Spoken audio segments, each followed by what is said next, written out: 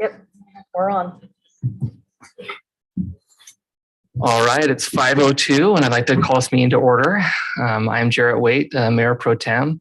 We want to excuse Mayor Rosenberg. He is out of town. And also Councilman Denny Drake, who's also out of town. With us, we have Councilwoman Krista Hinton, Councilwoman Lena Mathis, and Councilman Ben Shakespeare. So our item number 2 is communications and appearances. And it looks like we do have one. Mr. Dial Bond. And you would like to, okay, so we'll save your comment for after item number 2. And so let's go ahead and go into our working agenda. Item A1 is discussion regarding the regional wastewater rate.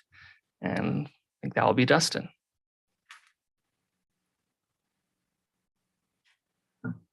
Good evening, Council. I received notice from St. George City that they've got a regional sewer outfall line that they need to upsize. So they're going to be raising their regional wastewater rate 10% to $1.15 a month per unit.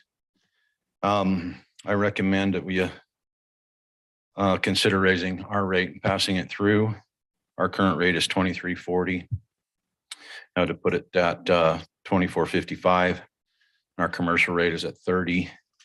I'd put that at $31.15 per unit. And it's just an annual increase of about $13.80 per unit.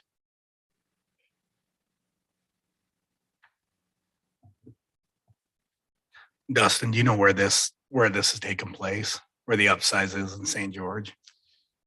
He explained it to me. I believe it's in the Bloomington area. It's right near the treatment plant. It's a regional line that Ivan, St. George, and Washington all uses. Okay. So he's also sent the same notice to them, to Washington and Ivans, that he's going to increase theirs to also because it's regional. Okay.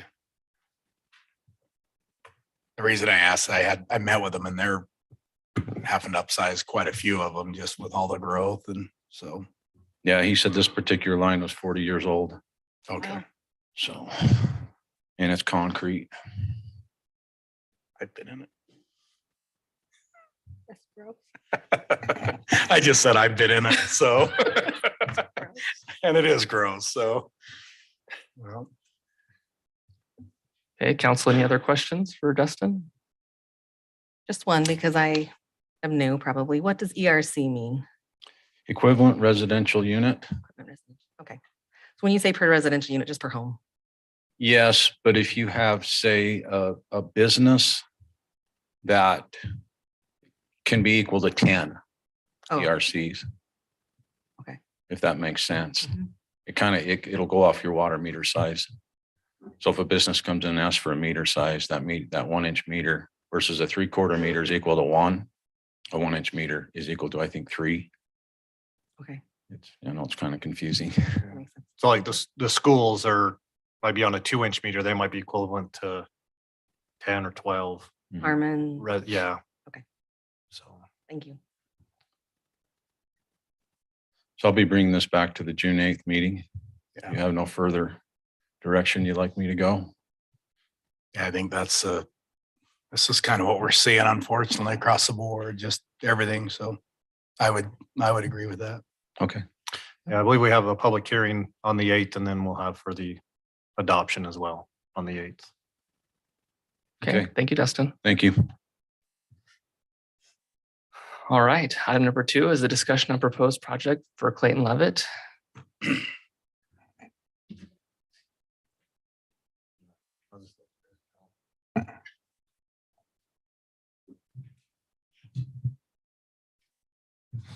Thanks, Councilmember Waite. That came real quick. Usually I have to wait a couple minutes to get to my items.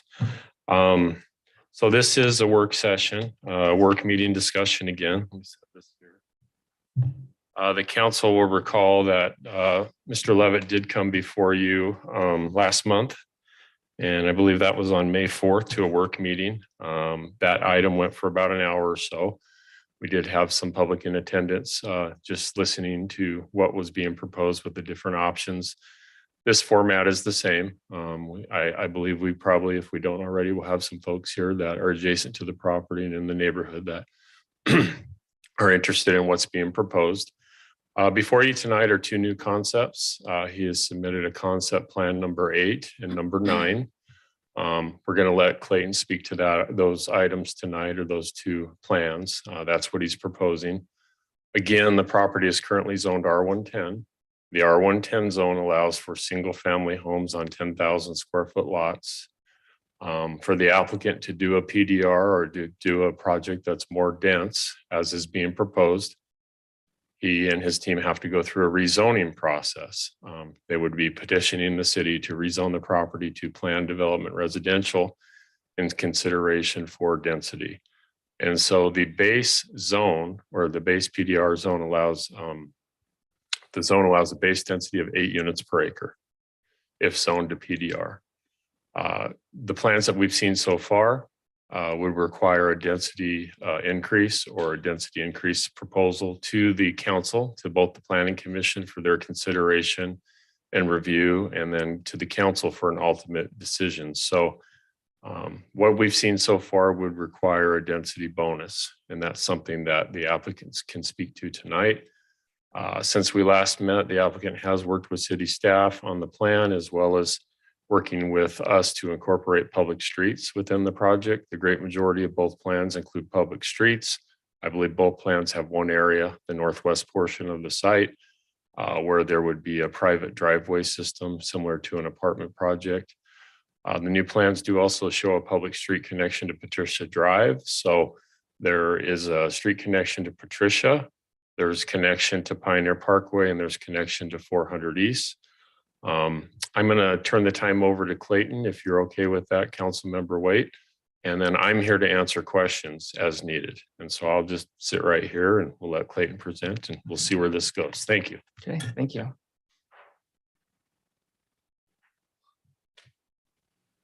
And just as a heads up, we're going to try to keep this to about 20 minutes. How about 5 minutes? That works too. Okay. Appreciate your time. Last time when we met with the work session, it became real clear what hopefully the council was looking for in the way of public streets, more single family, transitional buffering between neighborhoods. And so that's what we've attempted to do with our two plans. If we could pull up maybe number 8 there, that first one. Just to explain here,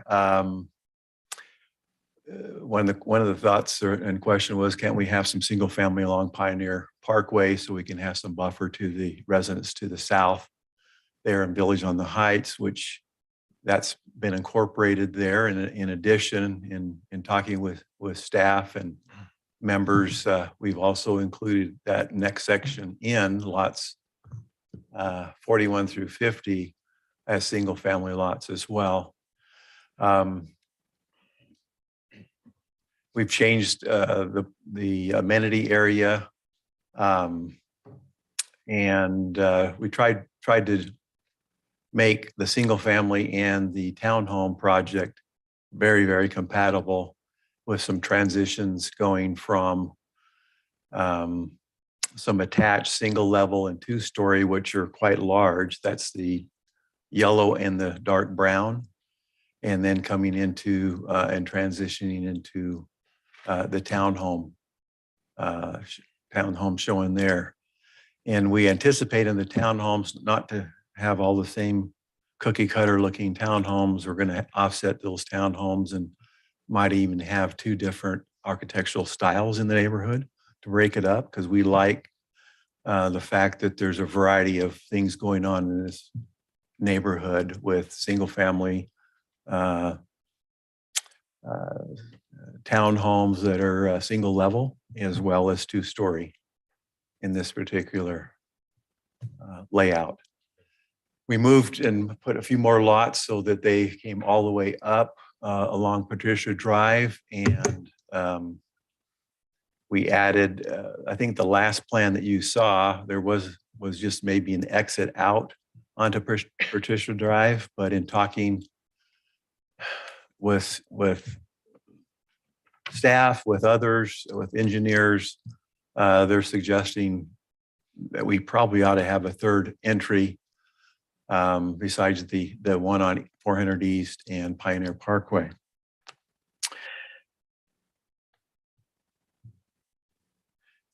Any questions on this concept plan that you might have, council? Anything you like or don't like? As you're thinking about that, we can always move to the next concept plan. And we switch the amenity area around a little bit. We like both these plans. This one actually adds, in talking with city staff, a suggestion was made to incorporate some additional single-family lots, which we've done here, lots 9 through 18. And this particular one in the yellow shows all single-level townhomes that are kind of a buffer along 400 East. Even though that's in Ivans, we still want to be a good neighbor to the folks in Ivans and want to break that street up a little bit along there as well. But all the streets are public streets, as was strongly encouraged and required. As was stated, the only private drive is in the northeast section there. And those are pretty much for alleys. It's for the driveways for those townhomes there. And that would be a separate. But all the rest of them will be 44 to 35 foot public streets that we've talked and discussed with city staff on. And yeah, any questions on this particular concept plan or thoughts? The yellow, those are 2-story. No. In the second, those coming out on 400 East. On the yellow on this one are single level, and then on the concept before that, the yellow ones are single level as well, just to break it. And the brown are the The 2-story. brown are the Okay. 2-story, yeah. I got you. And if we want to flip through the pictures real quick, I know some of the neighbors are concerned about earth tone colors and we still want to do earth tone colors similar to something like this. We want to continue. This is, we like the style of this. I don't know if the colors are the exact what we would pick, but we like the style of this. It's traditional, transitional type architecture that would look very nice there in that community. Another one, a little more southwest, but would look nice as well as far as colors are concerned. We wanted to show this as far as an idea for the townhome. We want to incorporate balconies as well as the ones that are on the exterior on Patricia and Tuscany Drive and so forth. Do some type of a courtyard feel, have an actual courtyard that they can use as their own private space. Again, a little more traditional feel. This might be an example. This is actually a home, homes that are being built in Sun River. I think we showed this previously, of a single level that we like and think would fit in real nice there. And then the final one was also in Sun River, but I wanted to show you that addressing your question, the 2-story next to the 1-story, so you can see how it's kind of broke up. We like the fact that there's some balcony there, an option to some private space for the individual. Oh, I can't drink that. So colors, we like that earth tone look as well. And it'll be a good mix. We don't want to have a cookie cutter in all the townhomes and single family residential homes to be the same. We want them to be different. Anyway, I'm hoping we're getting real close as far as this layout. I think it works really, really nicely. And I don't know if there's one preference over the other or not. Anyway, just wanted to get the council's feedback. I'm just get some water. Council, anything you want to comment on or anything?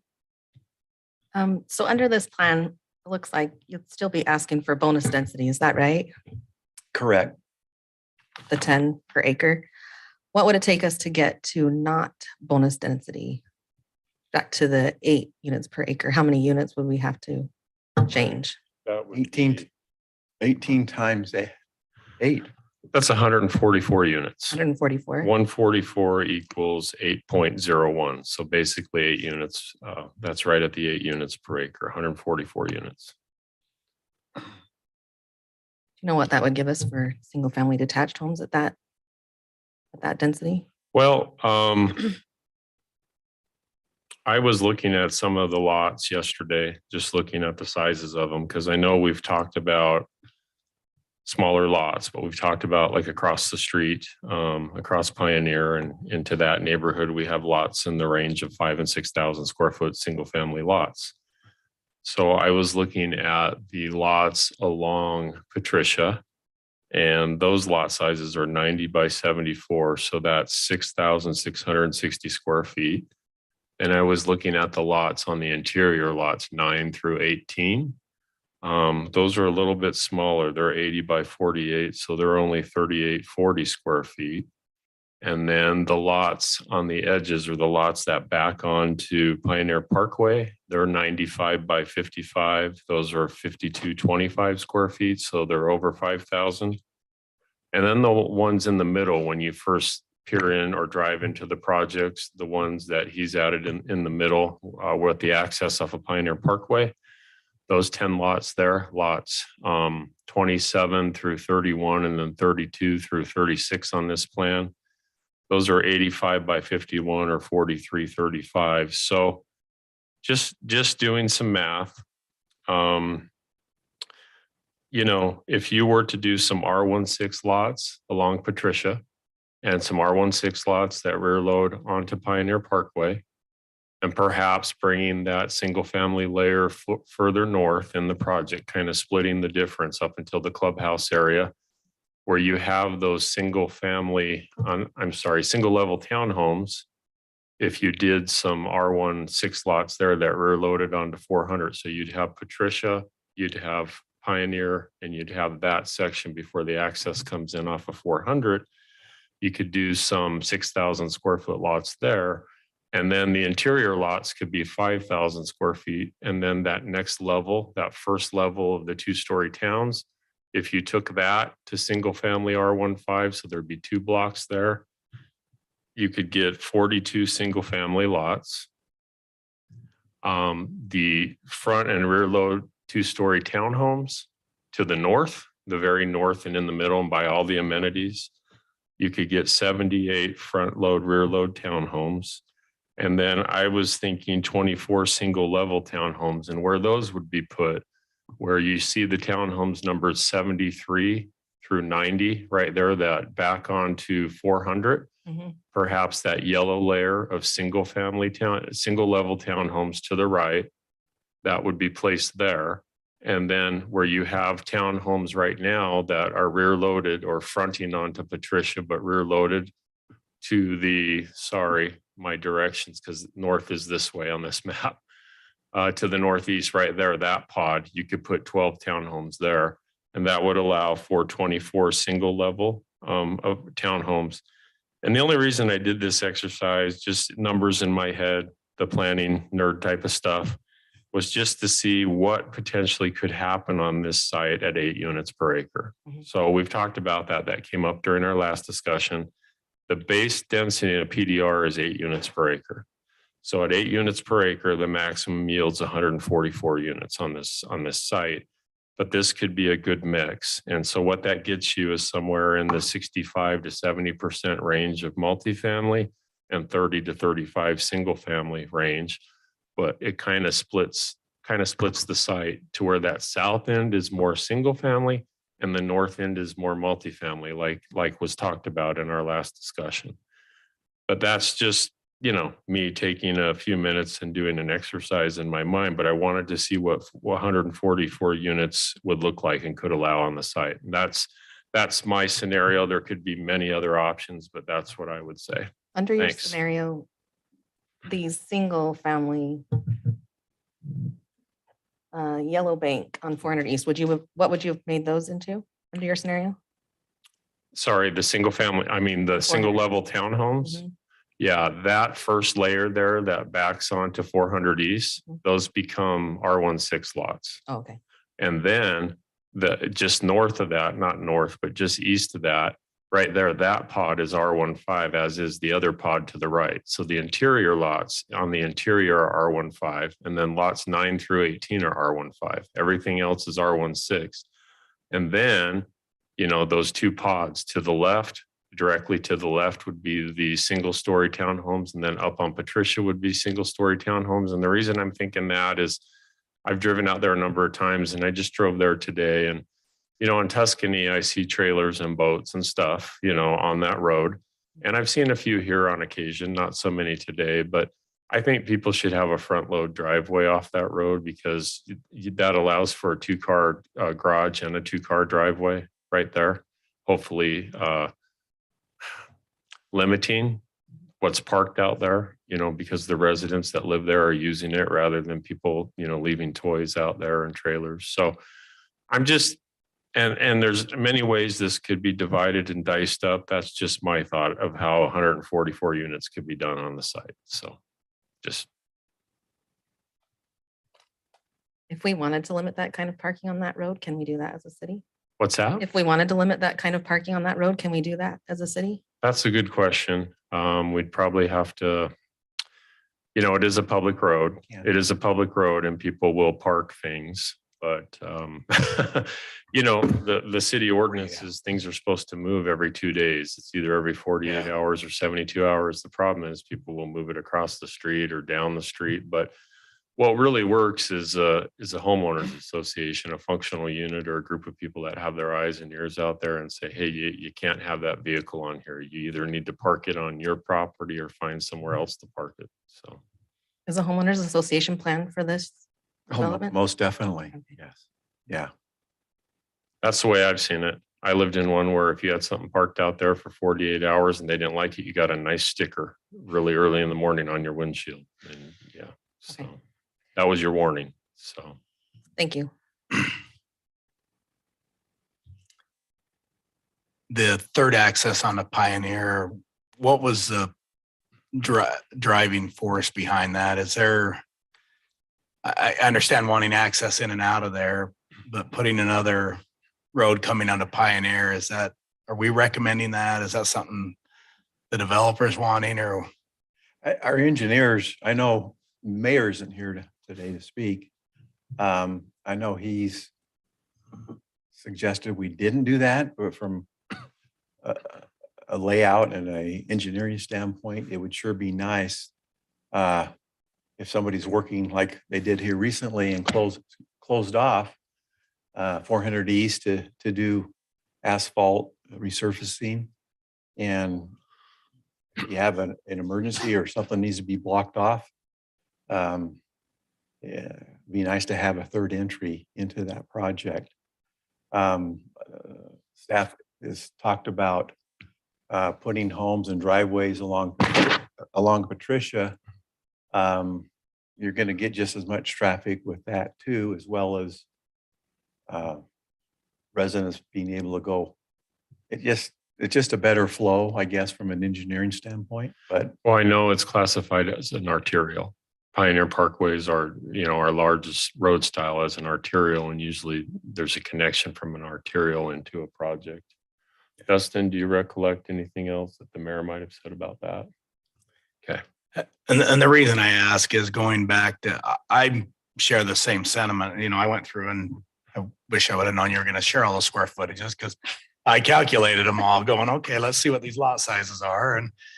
And I did that on my own yesterday because I was looking at the plan and I went and reviewed the tape from last month. And those were the questions that were asked. What would we get out of this? So I just wanted to be prepared. So, yeah. and on that, feeling the same way that, look, we've got to transition into this development from the south side being single family to the north side going into the multifamily. That third access, as that happened, it would take the density down a bit, which may not require that third access, which would give more room for single family lots or things like that. Again, I just look at down the road going, okay, where are the streetlights going as all these other roads develop? And, there's no talk on 400 East, but there very well could be as Ivan just develops and, these areas fill in. But so it just seems having a third access onto that. And maybe there's a reason for it that I'm not understanding, but I would personally be more inclined to have the access off of Pioneer because of the width of the road than to shove everything down Patricia. My opinion. I walk Patricia about every day. Yeah. And I just don't think we want that many cars going down Patricia if we can have an access off Pioneer. and the reason I say that is right now and that's where I think I'm going with 3 accesses. It takes up space getting into it, but right now we're at 180 units on the one. We're at or at 180 on both. So, if we keep the single family theme that I think overall, I think everybody's feeling, or certainly I am, to the south side and transitioning just the way we believe that it might allow, the traffic study may only require 2 accesses, which again, if you cut off Patricia or Pioneer and so I don't live in that area. So it just seems like that would give more square footage for single family while preserving the right access, and whether it's on the Pioneer, and you're probably right, that is a very wide road. So maybe that is a place to come out on, but that's just my thought.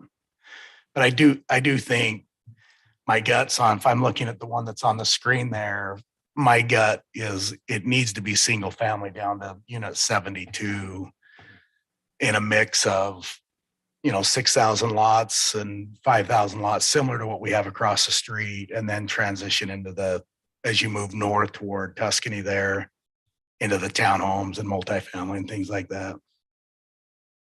So. Okay, thank you, Ben. Don't mind. Go ahead, Lena. I like number 9 better than number 8 by far because it has more single family. So there's my opinion. I think I would like to see the single story homes on 400. If those were, I don't know if you said R5 or R6, along with the pod to the east, so that everything on the south end was single family. I think that's a good fit for me personally, and creates, because of the amenity package in the middle, creates that transition, that density transition to the north. And then the only other question I have is the private drive. And I know I've talked about private streets, and I understand the reason for the private drive, but is it as 26 wide?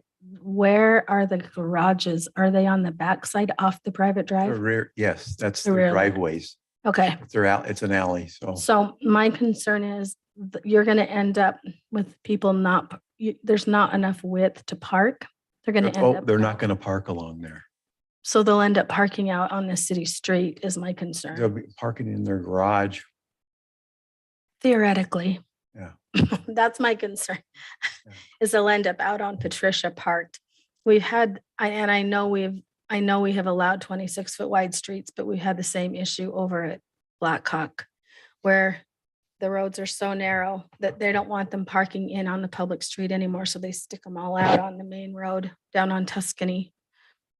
And it just creates issues with having cars up and down the street. That's my only concern. I'm not sure exactly how I get around it, but that's my You can put a concern. sign up. There's a No concern. public parking, very, very easily done. If that is really a concern about parking on public streets and that location, especially I've been watching it too. And you've got a boat that's been sitting there for not 1 or 2 days, but weeks, and trailer that's been just sitting there as storage. And so that's very easily remedied, I think, with a sticker and or a sign saying Some of that is for sure. But otherwise, I like the transition. Not necessary. I mean, not necessary. He asked if I would prefer to have the drives for the ones on the east side of Patricia, have drives come off the front side onto Patricia. I mean, that's one way that's rather than rear loading them and having that private drive, that's one way to break up the street to prevent people from parking on the street. But by the same token, I don't know that I don't want all those cars. Well, the backing in and reason out. I asked that is that's 26 feet or 27 feet of, that either pushes those units back and allows for driveways but again, the only reason I asked that question is There really isn't enough room, Ben. As it sits right now, those lots, units 163 through 180, that's where the units would stand. There's got to be a 20-foot offset off of that road. And we spent a lot of time trying to put this plan together to make it work with the townhomes and single family working together.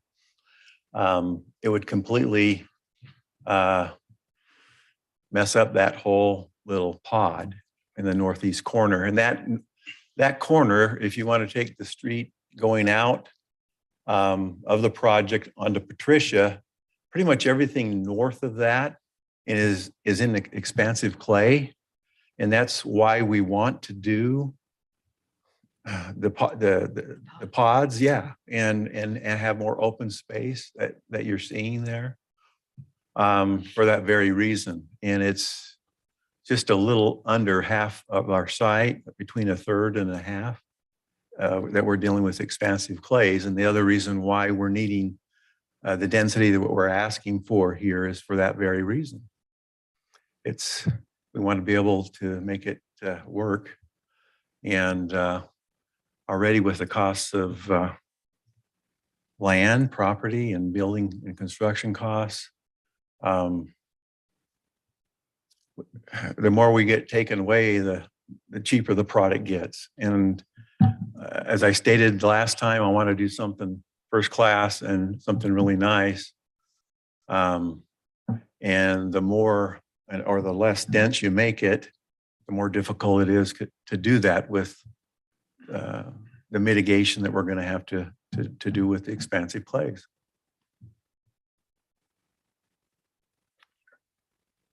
Krista, did you have anything else? I don't have anything else. Thank you. Okay, I can state what I'm seeing as well. I'm with Lena that I like 9 better than 8, but it's basically just because there's more single family homes in it. And I just wanted to kind of comment on the process we're going through right now. The code for PDR states that generally a developer meets with the city staff with kind of a rough sketch, a plan, takes feedback, and then it ends up before the planning commission for a public hearing. And then at that point, it gets forwarded with recommendation for yes or no to the city council. And so not that you've done anything wrong with bringing it to a work meeting to ask for feedback, but we are kind of shortcutting that system that's been set up. And so I think for me, kind of a hard thing as a councilman is I don't have the recommendation of my planning commission right now to really know, like it's just me telling you what I feel and what's based off the emails I've gotten. But even based off since the last meeting, I've gotten a lot more emails, a lot more in-person visits, a lot of discussion. And I think I'm still kind of forming that opinion on what the community wants and what would be best for the community. But we haven't even had the public hearing yet to really give the citizens a chance to give their opinion on it. And so I think we kind of have to go through that process fairly soon so that the citizens really can comment and the planning commission can weigh in and then give us as a council those recommendations. And often I feel like the planning commission thinks of things that I wouldn't have thought of. You know, they're professionals a lot of times in their fields and have a lot of experience in planning and zoning. And that's not my expertise per se. And so I really rely on them. So that aside, I do feel that just the more single family you can get in there, the better. I would say 95% of the emails I've gotten and the feedback I've gotten has been the village just south of this is awesome. It's small lots, it's pretty dense, but people love living there. And it fits a really nice demographic and it still feels like a neighborhood, like a traditional neighborhood. And so I think you're going to hear that a lot in the public hearing, that why can't it just be like the development to the south? I think you've explained there's expansive soils, there's other mitigating factors. That's something we have to all consider. But yeah, I think just going forward, the more single family, the better from my perspective. Did you have anything else you want to present? Any other questions for the council? Well, just to kind of talk about your comment, we're hoping to get kind of a little direction from the city council. If it sounds like you guys are okay with single family and some townhomes. Right now I hear some more single family than what's presented here. We kind of wanted to have that direction before we move to the next step and going and spending $30,000 plus for architectural drawings for the townhomes as well as a single family. And so that's the reason why we came a second time. Just because we were so far, I guess, off base last time that we just wanted to get closer and wanted to see if something like this was doable. The lots, just to follow up on 400 East in the yellow here, the reason why we did that is because that's only those lots are only 80 feet deep. And they kind of matched with the 80-foot depth with the townhomes. Takes a much bigger footprint to do single level.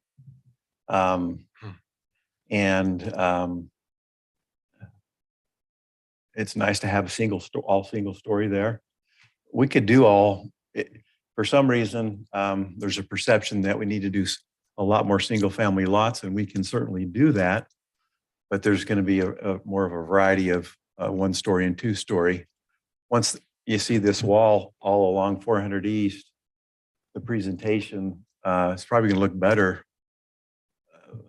I just like the transition from a single level to the townhome in the park area as you enter there. We've given this a lot of thought and a lot of planning has gone into this layout. And so that's how we've come up with what we've actually come up with. So I guess my question is to the council.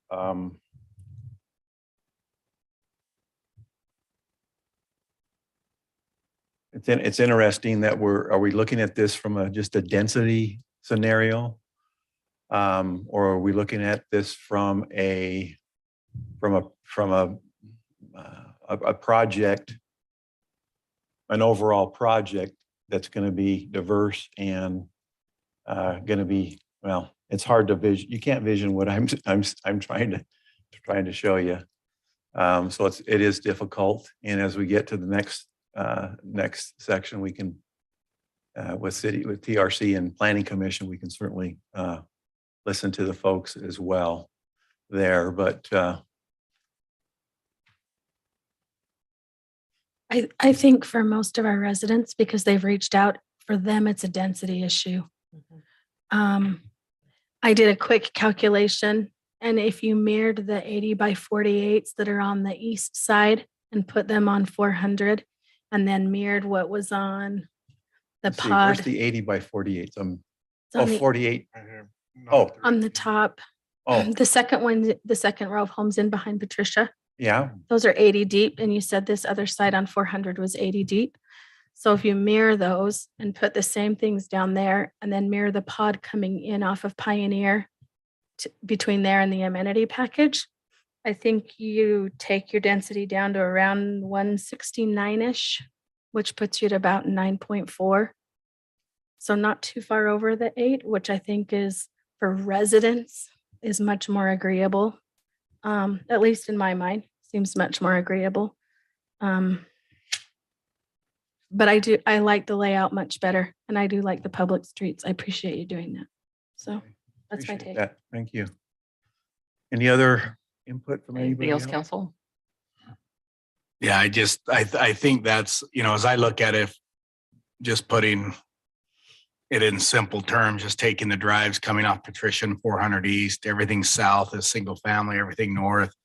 Again, that's a simple way to put it, but I think that's what we're looking for, a transitional zone coming from single family to the south, moving into multifamily to the north.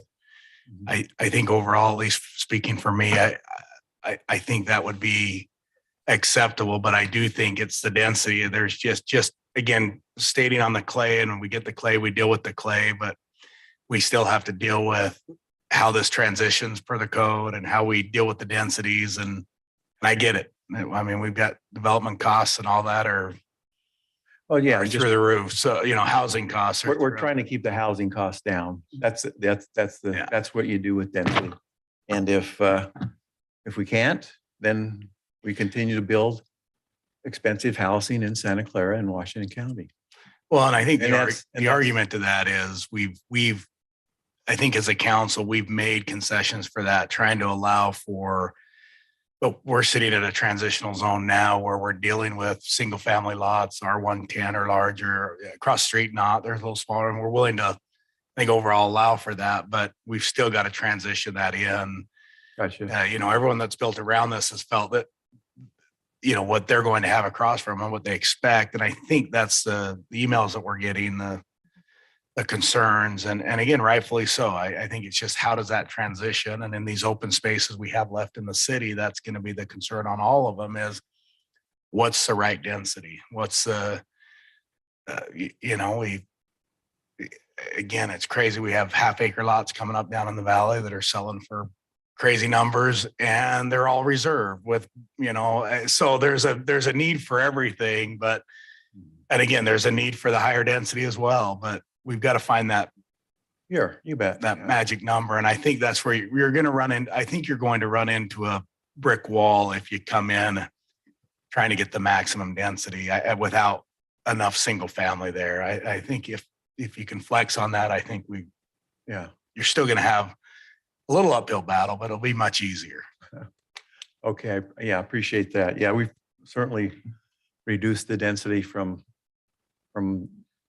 what we'd hoped. And I appreciate lot 61 through 72 that you're wanting to do some single family there. And then just to the east of that as well. That being said, could we, I guess we'll go to the planning commission with something like that and hopefully get the support that we need to do the project. I think I would feel better about that. That's what I'm hearing from residents as well, is all about the density. And I agree with Jarrett. Without a recommendation from the planning commission, it's hard to give you a lot of direction. Yeah. It's hard to feel like we're approving it before we're actually approving it, I guess is what I'm saying. Well, yeah, I'm not asking for your approval, just kind of your feelings for sure. Thank you. All right. Okay. I think your next steps, Clayton, would be coming back through TRC, working back through there, and then working back to the planning commission as well. So we look forward to working through that process. So Appreciate it. Thank you for your Okay. time. Thank you. you want to dial? Yeah, so this is not a public hearing or anything, but we did have one citizen request. Dial, do you want to come up and give you 2 minutes if you'd like, just to share your thoughts on this item?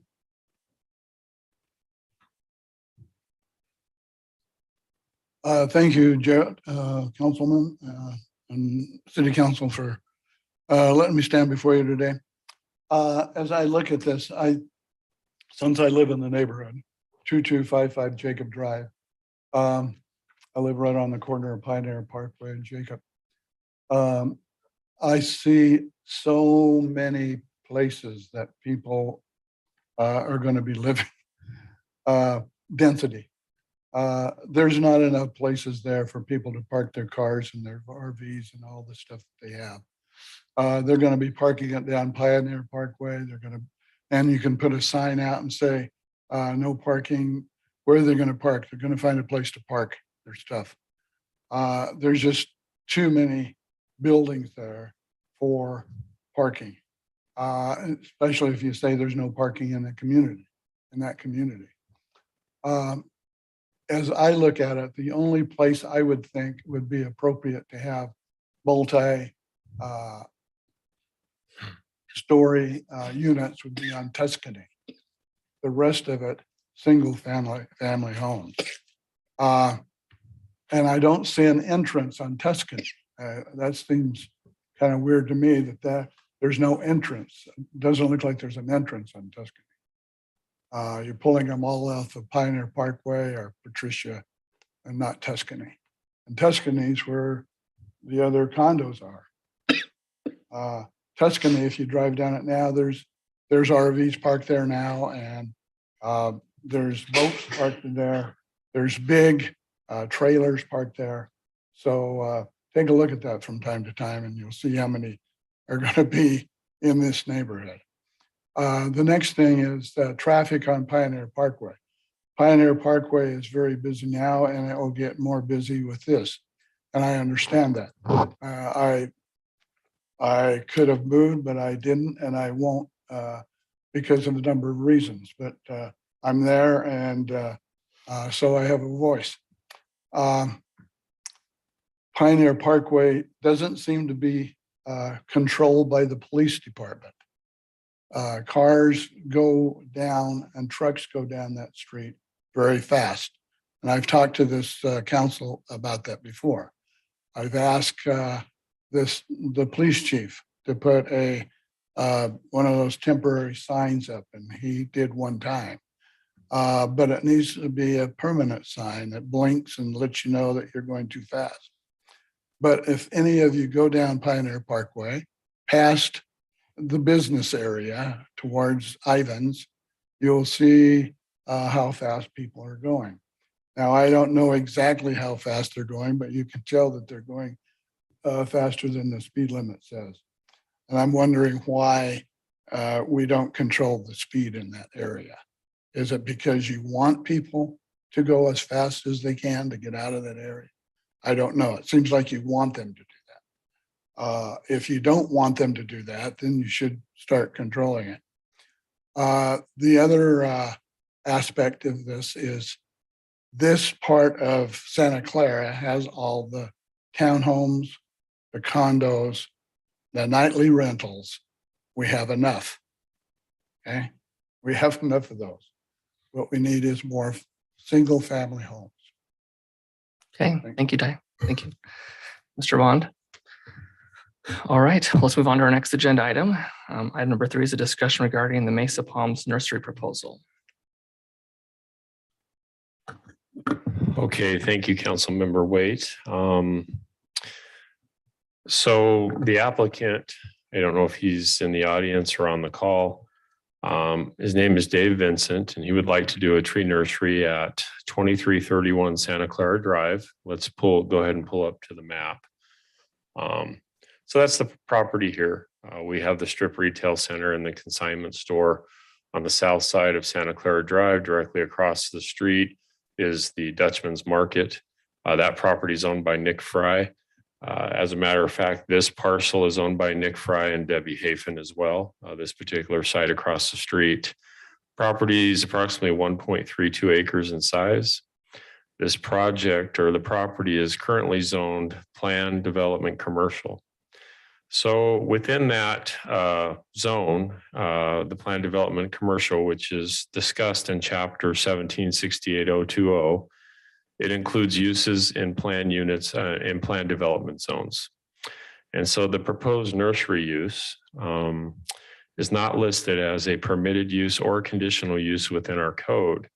However, we do have a provision in this section of code that states other use proposed by the applicant that is similar to the allowable uses within the zone, if determined by the city council to be in harmony with the intent and purpose of the zone.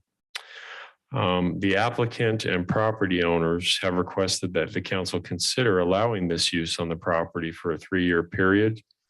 If the use is found to be acceptable, the applicant would be required to go through a conditional use site plan review process So the conditional use process would be with the planning commission.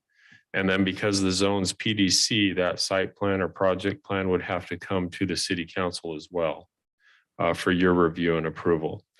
So basically what we're looking for tonight is whether or not the council is comfortable to make a determination if this could be looked at as a conditional use and go through that process. We did have a TRC meeting. That's our technical review committee that meets every Thursday on May 19th with the applicant and the property owner. Mayor Rosenberg was in attendance at that meeting. Based on the feedback we got in that meeting and some of the issues or questions that came up, we told the applicant to proceed with the city council for a determination, which I've outlined in this memo.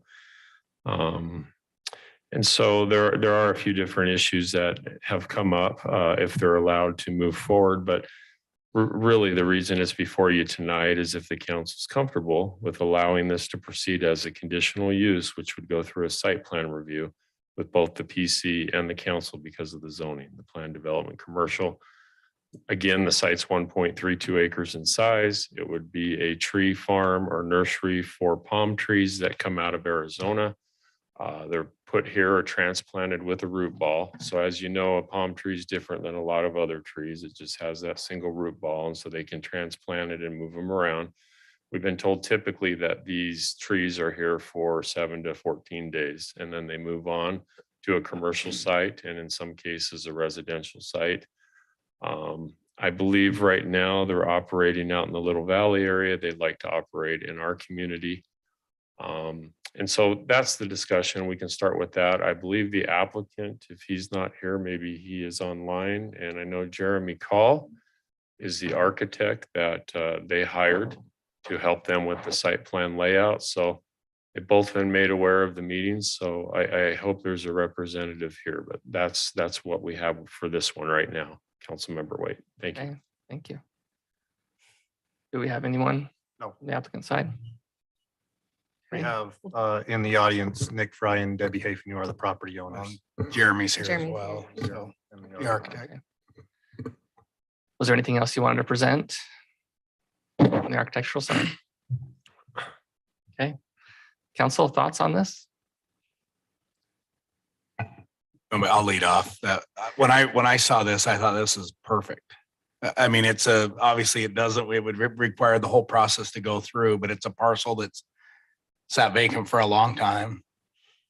I think it's going to look great coming into town. So I would have, again, there would be some ingress, egress things that, are we coming in and off Santa Clara Drive?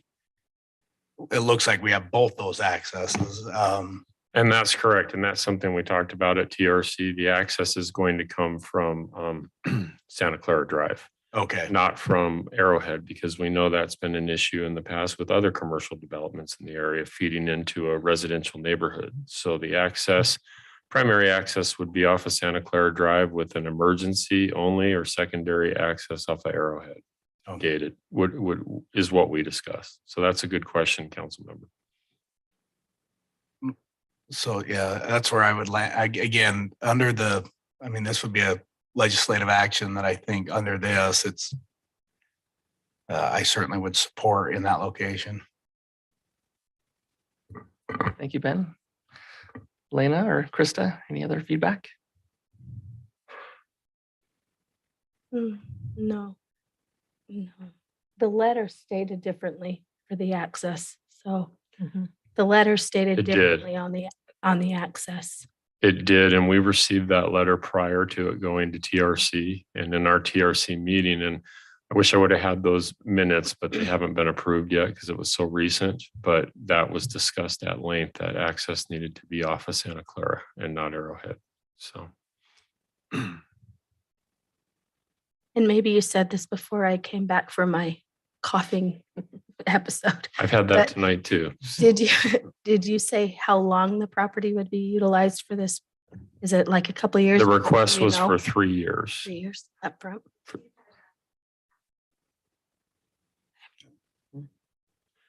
The property is zone plan development commercial. It's a prime commercial corridor and gateway to the city.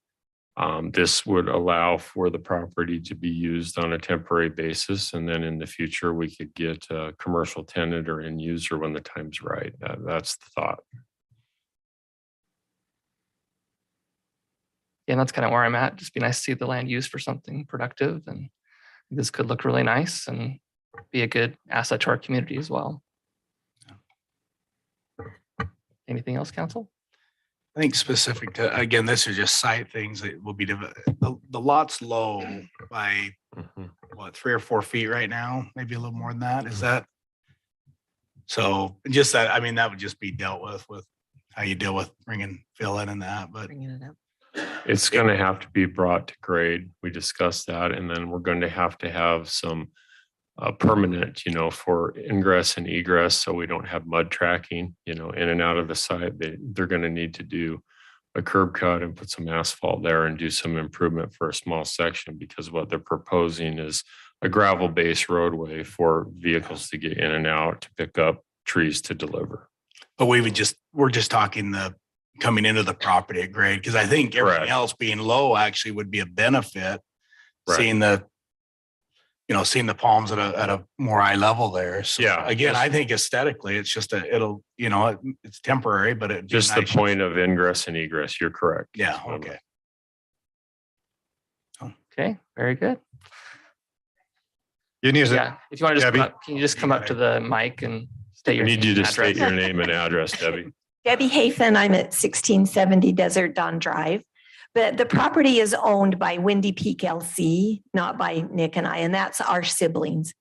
So anyway, I just thought that might want to be a correction when it's Windy Peak. LC. That'll probably help, because if it was, I mean, you'd get it, but Nick there, but now with everybody out there, that probably helps. Yeah, so there's 2 more people involved. Okay, thank you very much. All right, very good. Let's move on to item number 4, which is our fire department presentation.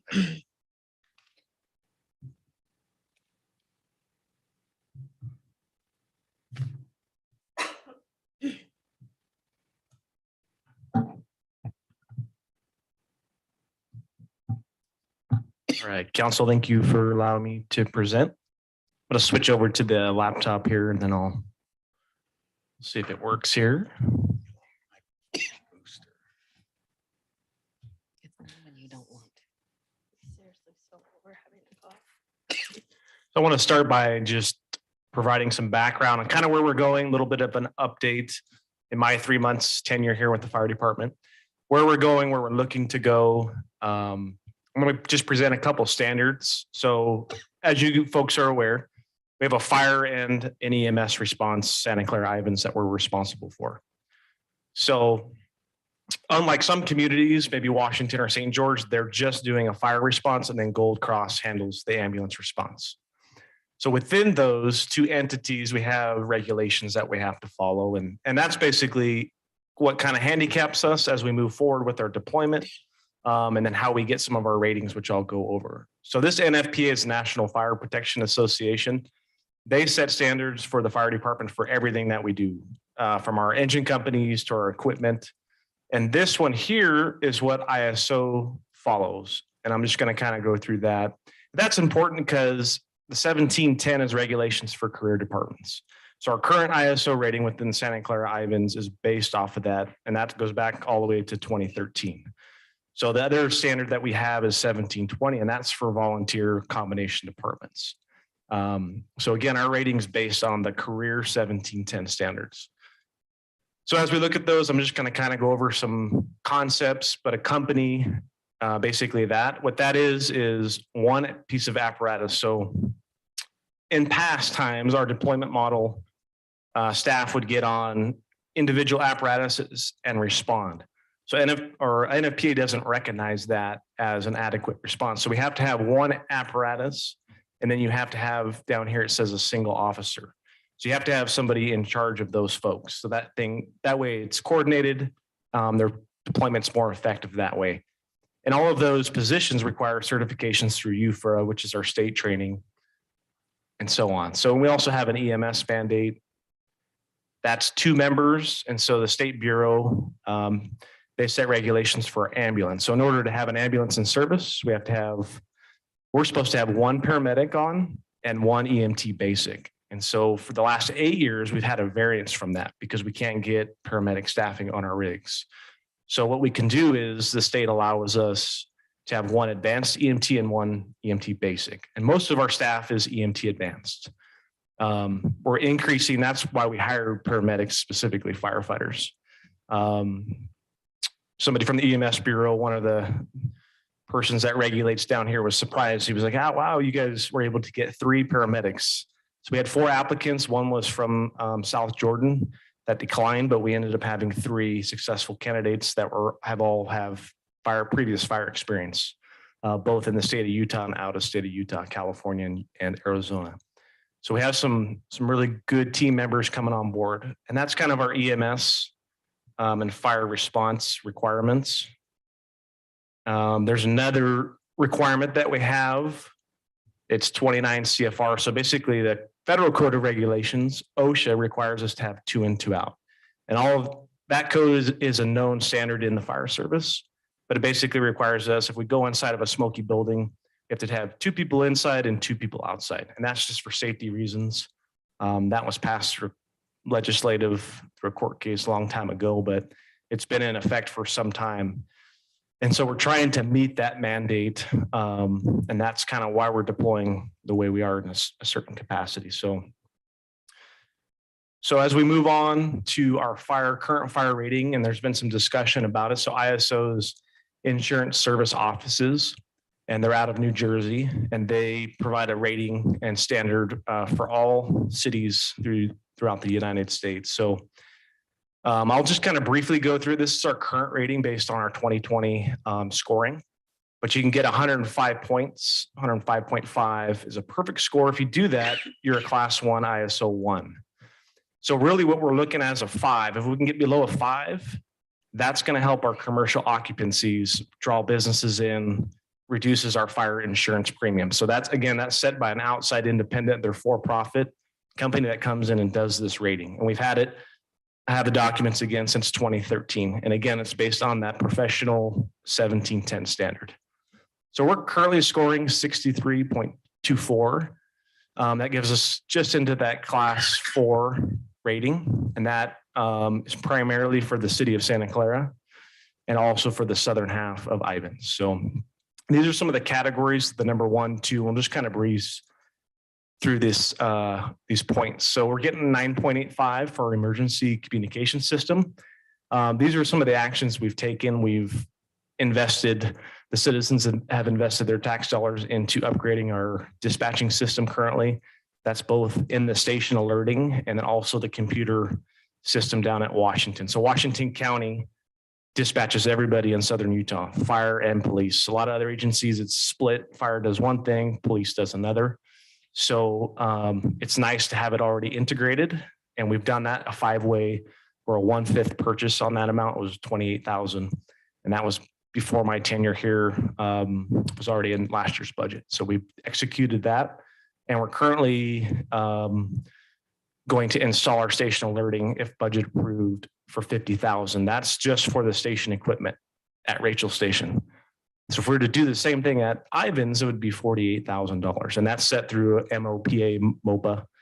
They're out of Salt Lake area, but they're a technological company that has the equipment and installs it for us. So that's, again, something I've been in the fire service over 20 years, something I've had maybe 15 years ago in the California system is the station alert. And that would, right now, again, we're still using a pager system and we're moving away from that to the technology. And the technology platform, it uses GPS. There's a lot of advantages that will select the appropriate unit for response. We're going to move away from a kind of a manual dispatching is the hope. So that's what that investment is. There's some other things on here that we've done, but again, our rating's still pretty good. We're almost perfect on that.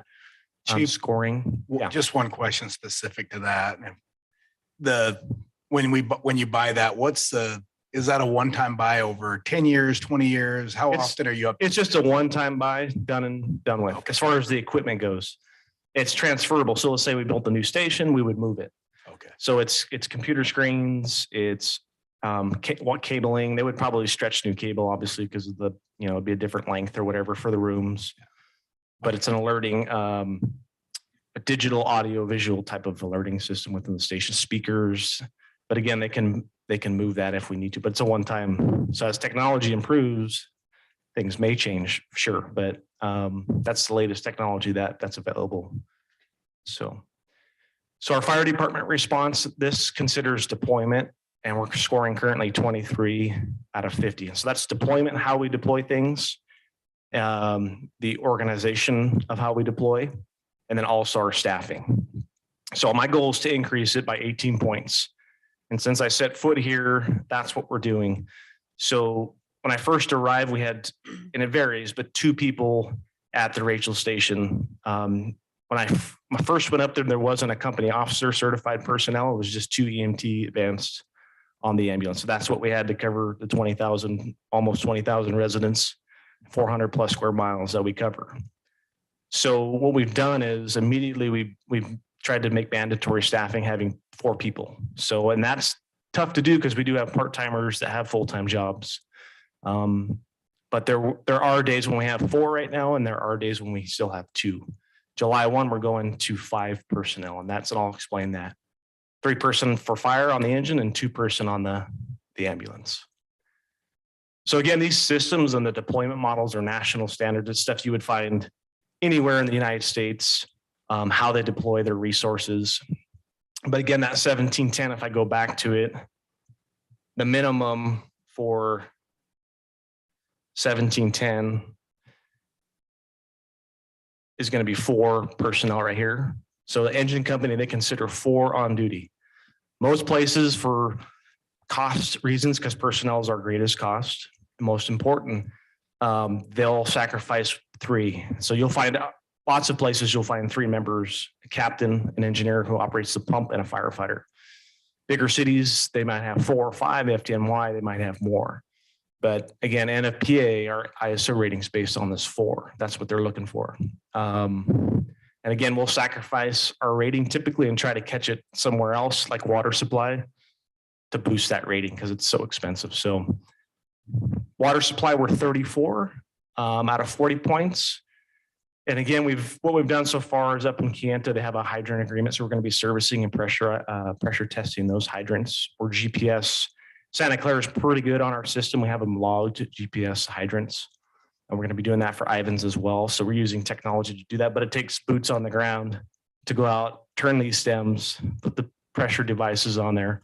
We're going to start having our engine companies, once we get the staffing here, trying to do about 5 per day. And that includes our fire inspections. Right now we have 1 person, our battalion chief, that handles that to the best of his ability. And we're behind, according to what he said, about 50% today on our testing. So we're moving to improve that, but we're doing decently on the water system.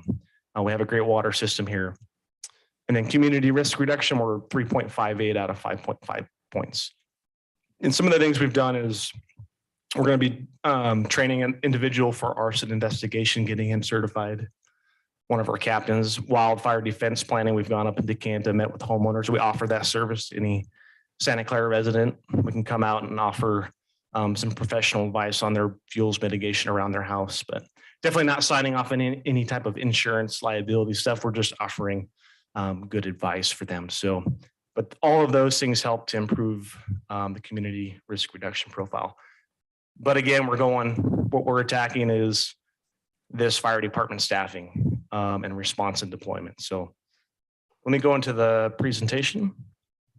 Any questions on that so far? Okay. So again, I've kind of already reviewed some of this, but we're looking to have, again, two personnel on that ambulance. We have to have it per state mandate.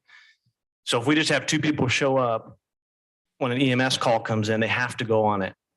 Immediately when they do that and they transport to St. George, it puts the fire service response out of service Santa Clara Ivans. There are part-time and volunteer who can respond, but if it's a weekday, because I know because I responded to one and I was the first one that showed up, and with neighbors, we've used a garden hose to try to put the fire out. The first thing that showed up for me was an ambulance with 1 person on it. So that's the difficulty that we're dealing with. For the EMS response, the battalion chief that I have currently will respond at night. He'll come from his house. So we'll have one member waiting at the station, and he'll drive in, and they're waiting. That medical call went out. Somebody's having chest pain, and they're waiting for him to get to the station, and then they respond. So we've quit doing that. Then we call that a medic 32 call. So just today, Gold Cross asked us to respond into St. George with our medic ambulance. That means no ambulances were available from Gold Cross. So the second call came out in St. George. They dispatched us again. So we had 2 personnel at the Rachel station, but I told them not, and I've communicated this to dispatch, but do not respond. So that's Gold Cross's obligation to figure out how to get an ambulance. They can call Hurricane, but before we would just keep giving ambulances. And we have 3, regardless of anybody's at the station. The call would sit pending. So that's something where, hey, we're not going to respond to that second call for mutual aid because we need to staff the station for Santa Clara Ivans residents. Once we respond to that, we no longer provide coverage here. So those are some of the the configurations that we're doing. Can I ask a question? Yes. Don't take this the wrong way. Gold Cross is a for-profit company, I believe. Right. So they have the option of their own staffing models to make that happen. Do we have the ability to say we're not going to respond to any of those calls So we have a so that we don't put our own citizens at risk in trying to make up for their shortfall? Yes, ma'am. So we have a mutual aid agreement. We've signed it. Rosenberg signed it. So that's where we do have an obligation to respond. But doesn't state the depth of how many ambulances we give. And that's where even communicating with the culture here currently, guys, folks want to go on these calls, but it's a cultural shift. The system I came from, it would be no way, we're not doing that. So it's the cultural change where, hey, we need to look at this differently and provide a response to Santa Clara Ivans. Yes, it's fun to go on the calls and those type of things for the guys and they get experience, but we have to maintain some type of coverage here. So we do have a mutual aid agreement. We provide a response. There any additional responses we technically could bill for it based on the agreement for staffing, salaries, all those things. But it works both ways. So when we have calls here, which we had in Canton, we had a stroke victim. The ambulance was out. I responded, and then my battalion chief came second. Gold Cross 604 arrived in a timely fashion to provide that transport. So we use them both ways, but that's typically in the fire service. It's kind of, we'll give you half of what we have, and then that's it. And it's called the first operational period is what we have to provide. There's no definition of that, but to me, common sense is, hey, we'll give you one, our only medic, but we're not going to give you 2, especially if we don't have people at the station. So we've stopped that as of about a week and a half ago. So, but that's our EMS side of things. So again, the fire, that's what we decide right now. We either go fire or we go EMS. Most of the calls everywhere in the United States, 75% is EMS. So that's where we're at the hospital for an hour, or we go out to the 91, we're gone for an hour and a half, and there's no fire response. So that's my goal, is to get people on that fire truck so we have it in town. So if Medic 31 goes out for transport, we'll still have that engine 31 with 3 people available for the same level of medical care to respond. And that's the goal. And then obviously Gold Cross with transport, and our engine would stay in our city. That's the goal. That's the deployment model that it's national standard that we use to try to maintain that fire capability. And again, those 3 to 5 person teams, my biggest thing with it is, as opposed to a volunteer response where everybody kind of just floods the scene, we need to be coordinated to do our job. And so these 3 to 5 person teams, this is an active shooter response, for example, like a school shooting. We're prepping and preparing for that and our deployment capability. We have this equipment. We just need to kind of develop a response SOP. So again, that takes 3 personnel to do that. The person with the stripe is the company officer. So standard extrication or car accident, you have a captain, 2 personnel from the engine doing the extrication, then 2 EMS personnel for transport. This is a ventilation special operation. You have a captain, an engineer, and a firefighter.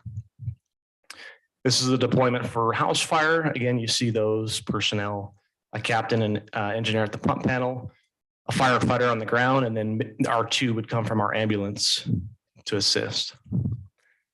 And again, those are our ratings that we currently have for deployment. We're at 4.6 out of 10. And then our ISO for staffing at 4.4. So the thing with the volunteers is for every 3 volunteers or part-time members, you get credit for 1 full-time. So currently in our current ISO rating, we're getting credit for 4 engine companies. So I'm not sure where that came from, but we, like I said, are just treading water with keeping that 1 engine in service.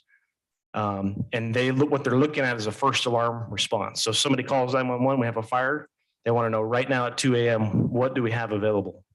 And we can use mutual aid for that. It has to be within 1.5 miles. And that's where we'll use 27s as staffed.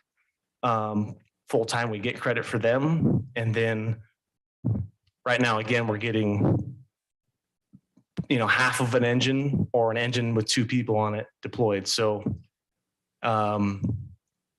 that's kind of where we're at. So if we have the volunteers respond, 2 of them respond, you're not going to get credit for a firefighter on scene because you have to have 3. So for every 3 volunteers, you get credit for 1 when you look at your numbers. And they're looking at, to be a class 1, they want 15 people on the fire ground at that first response. So, okay, so I'll breeze through this. If you didn't know the Rachel station, I just kind of went over this in detail, but we had 2 people on. We'll have 1. We had 1 F-150 pickup truck. It was not fire certified, but it had EMS equipment on it. So the captain would be on that pickup truck. The engine at the time when I arrived here in February was not certified for any type of medical response. So we moved that engine into getting it certified. So now it can go on EMS calls and fire. So we can take it to EMS calls. And that's why we take it, is so that if we do have a fire while we're on that call, we can immediately brake. We don't have to drive back to the station. So, and then again, I was talking about how we just changed our deployment. We were trying to get 4 people on since probably middle of March. So certain fires we've had those 4 people on, 2 on the engine, 2 on the ambulance. Others we've had 2, as I've explained. So again, this just talks about our deployment at the Rachel station, kind of the timeline on it. We've had that variance for 8 years. So I'm looking to try to actually fulfill our obligation to have a paramedic ambulance. That's how we're technically certified. But again, we don't have the paramedics to make that happen. So that's where these part-time shifts we had part-timers on 12-hour shifts. We moved them to 24. Yes, some of them can't meet that obligation, but we do have, through our recent hiring, people that can. And that's typically in the fire service, an entry-level position where somebody's looking to get experience, but they come on board with us. And again, that gives us our 24/7, 365 capability. And those folks are both fire and EMS trained. So immediately we get 5 credit for 5 firefighters because they're here 24/7, 365. Whereas before, the 12-hour shifts were some would get filled and some wouldn't. And that's some of the changes we had to make.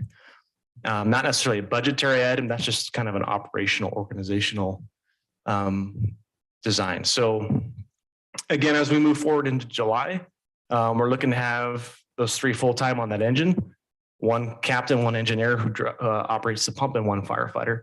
And then our part-time EMTs on the ambulance. And again, these folks are all firefighter trained. Then we have a couple that only do EMS, but the new gentlemen that we hired, they're from other agencies as well. So we have some from Big Water, some from up north, Brigham City, that are coming down to work for us part-time. So we're excited about that, but it should help improve our fire response. So again, I'll go back to that and hopefully I can move quickly through this, but that takes 33 people to get 5 people here 24/7, 360 with part-time staff. So again, those 9 full-time, A, B, and C 24-hour shift, and then 12 part-timers that are on regular shift. And then we have 12 float employees that cover when people are off sick or vacation. That's what our roster looks like currently. That's station 31 at the top, the 24/7, 365 coverage, and then station 32. That's where these volunteers that we have left here down at the bottom. And then our part-time reserves will be responding from. So they will be providing a response. It's just, it could be delayed. And that's where ISO will look at that data. They'll pull our data and go, are they actually going to these fires with 3 people from station 32? And if it's not, then we don't get credit for it. They're not going to just take our word for it. Oh yeah, our volunteers and our part-timers always respond to the fires. They're going to pull the data. So that's the challenge with it. They kind of do an investigation to see where we're at. But currently we do not have a fire response out of that station. And so yes, that does affect the ISO rating up in northern Kayenta. So, and then again, as far as our station staffing, the Center Street station, when I arrived up there in February, we moved all of our admin staff. So myself and the battalion chief, and then we have a part-time management analyst. He's an engineer, myself's a paramedic, and then BC Fuelda is a EMT as well. So we do respond to calls when they come in for backup to try to back up the guys. And we do have our best wildland equipment currently housed up there. Just again, we need the people to run the calls, and that's the bottom line, to try to get that station. And again, we're going to trying to focus the response out of the Center Street station so that volunteers go to the station. If they go to the scene, well, then we don't get credit for that engine company responding. Because again, they're looking for an engine company, not an individual in their personal vehicle arriving on scene. So that's what we're trying to accomplish with where we're at. So we need to have a show that we have a response out of Center Street station with a minimum of 3 people. So. Do we limit where our volunteers reside? Meaning, do we only allow volunteers who live within Santa Clara Ivans so that they are in closer proximity to the fire station? Correct. Yeah. The ones that we have are within city limits between the two. So, and again, we're moving away from that model. We're going to have our volunteers, but we're moving away from that model because it's not a reliable response for ISO rating. Everybody's moved, those cities that are growing are moving away from that model. So one comparable city too is at Brigham City. They're about 19,000 people. They're about 29 square miles. Again, we're 400 square miles, which makes it very dynamic and challenging for what we do because of if the folks go out on the 91 to the border, they're gone for an hour and a half, or out to the canyon like they did this weekend, or I'm sorry, to the south recreation out here for a repeller that fell. They're gone for 2 hours. There's nobody at the station. But again, that Brigham City, they're running a 3-person engine and they have 2 ambulances with part-timers staffed. And they're again, same population roughly, and a little bit smaller square miles, obviously as well. So. Chief, on the ISO, where do our neighboring cities lie? Where's St. George, Washington, Hurricane? Where are they at? Do you know? I don't know their ratings. The last information I heard was St. George had the 10 stations, and I believe 4 of them were staffed full time. So it sounds like a countywide system problem. And then I talked to Washington chief. They have their 2 stations, and he said they're trying to get 2 people on their engines. So they have 2 stations, 61 and 62. Don't know what their ISO ratings are. Like for Washington, for example, they're going to have that mutual aid availability for resources. So that's going to help them. Or on our west side, we don't have that, so yeah, they've got both sides to. Yeah. But it'd be interesting most people land in the 3-4 range. If you get up into the 2 and 1, it's pretty unique. So, and there's a chart, you can look it up on Google. It'll show you what they are. Yeah. And I asked that it seems like that's the common theme is the budget for the personnel. How do we get the personnel? Yeah. That's exactly right. I know Chief Coleman, Chief Stoker, everybody's trying to get personnel, even if, okay, we have the funding for it now. We're going to go out and get personnel. Exactly. How many candidates are we going to get? The work pool is just like it is at any other business. It's tough right now. The job market. So we're looking to get, we're coming up with creative ideas for how to get people through paramedic school, so we can get our paramedics. Right now, Dixie Tech doesn't offer it, but the state here does. But it's obviously a bigger, more robust entry level requirements to get into the state college.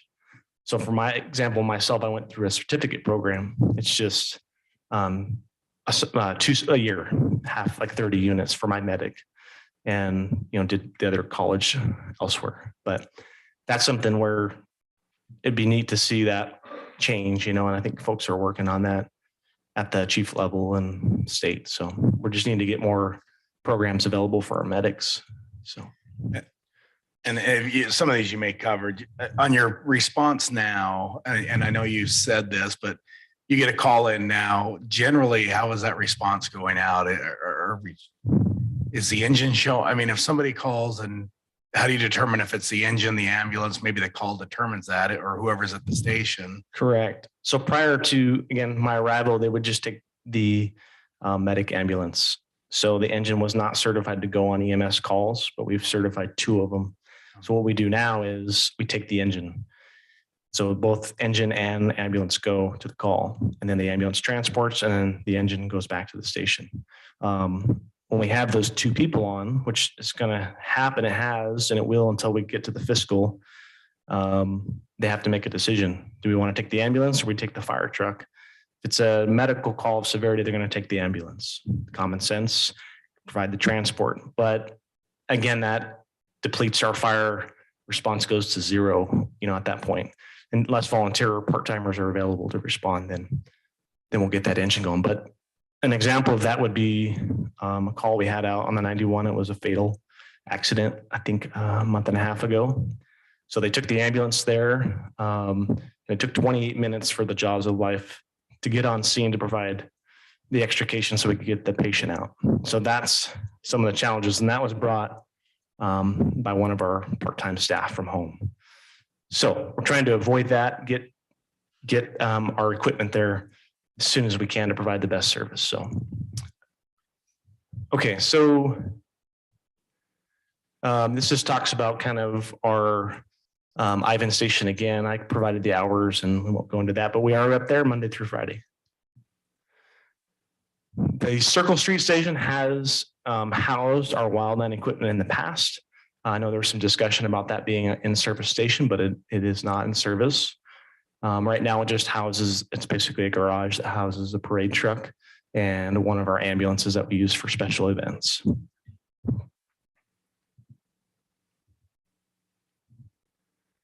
Okay, so some of the options we're presenting to both cities is how do we get coverage up in Ivans? Provide them with a reliable response, and then we get credit for our ISO and KENTA.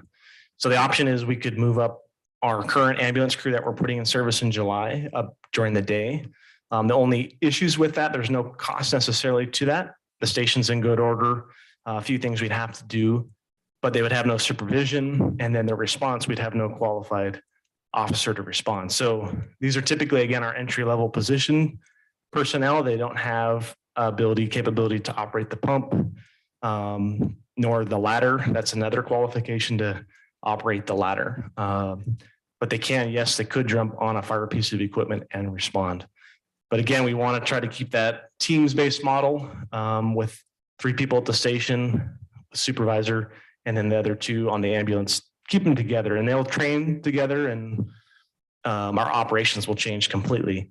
My goal is to 90% of fires that I've been on that I can think of are suppressed, room and contents, with the personnel on scene under 10 minutes.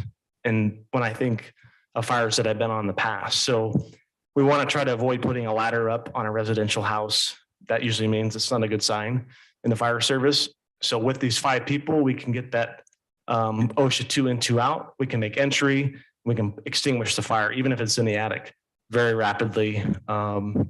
That's the goal to that, is kind of a concentrated effort and an attack.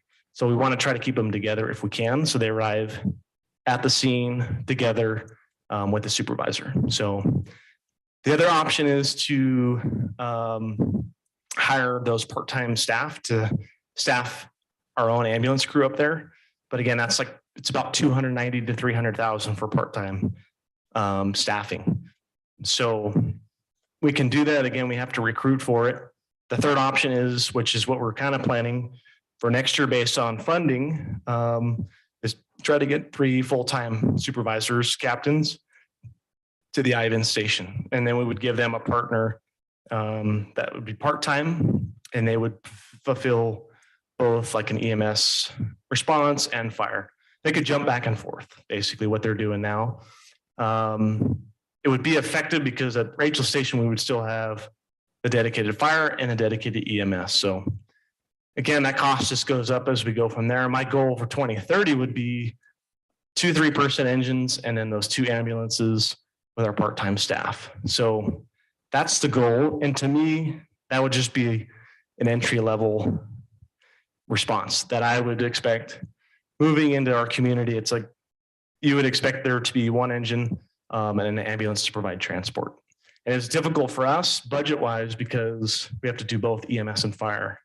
Like I said, Washington is just doing the fire response. It's less personnel. So we're doubling our efforts for EMS as well.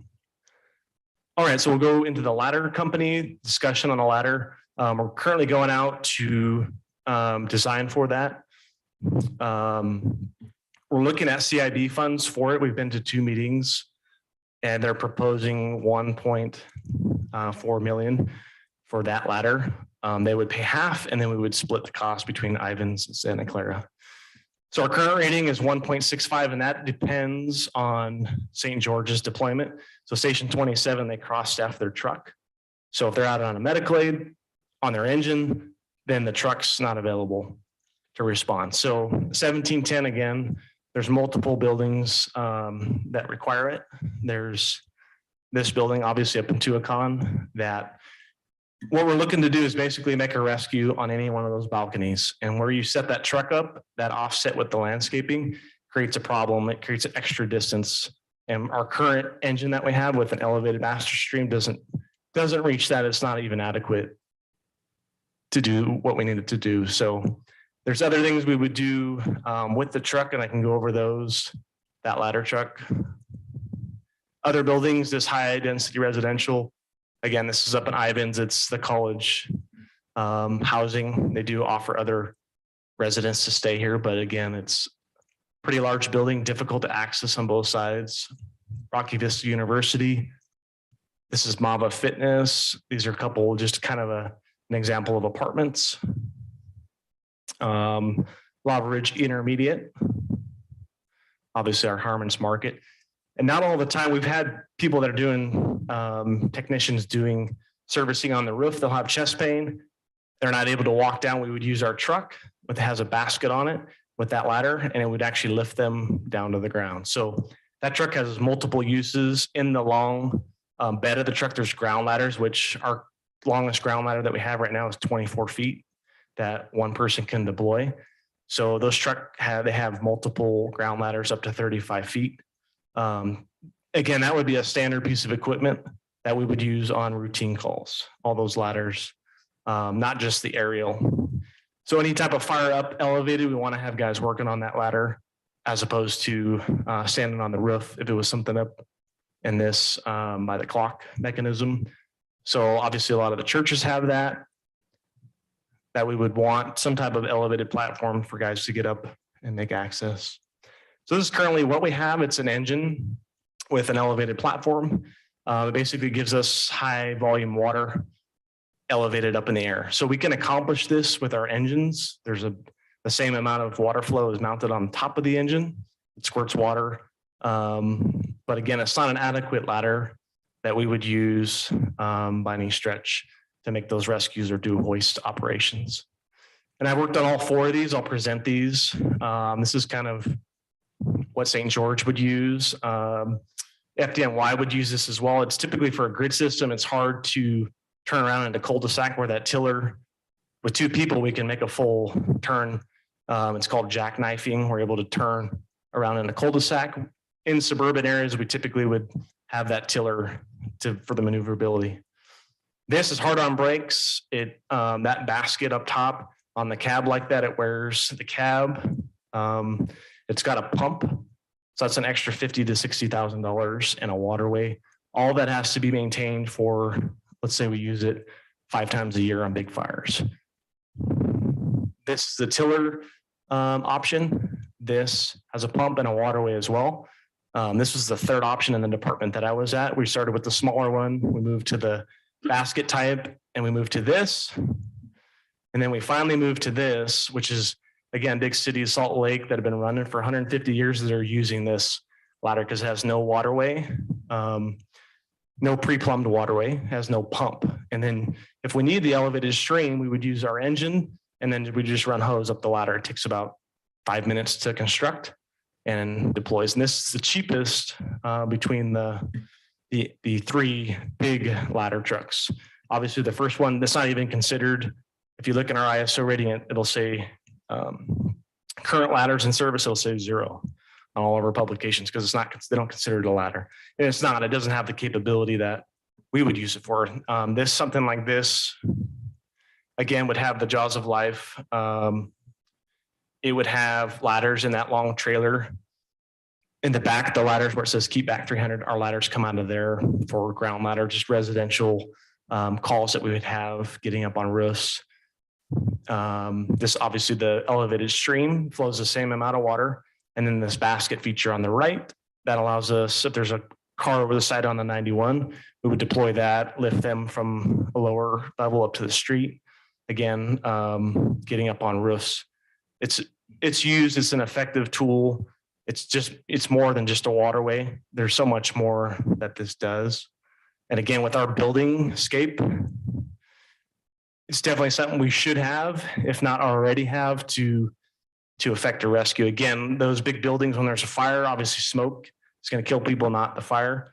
Even with the suppression systems, it'll put it out. You'll have smoke. You'll all push to the balconies looking for help. And that's where we need to come in to make those rescues. So that's kind of the overview on the ladder truck, why we're going to what we're going. 2, I have the figures from our vendor on the costs. It's about, for those, kind of what St. George has is about 1.9.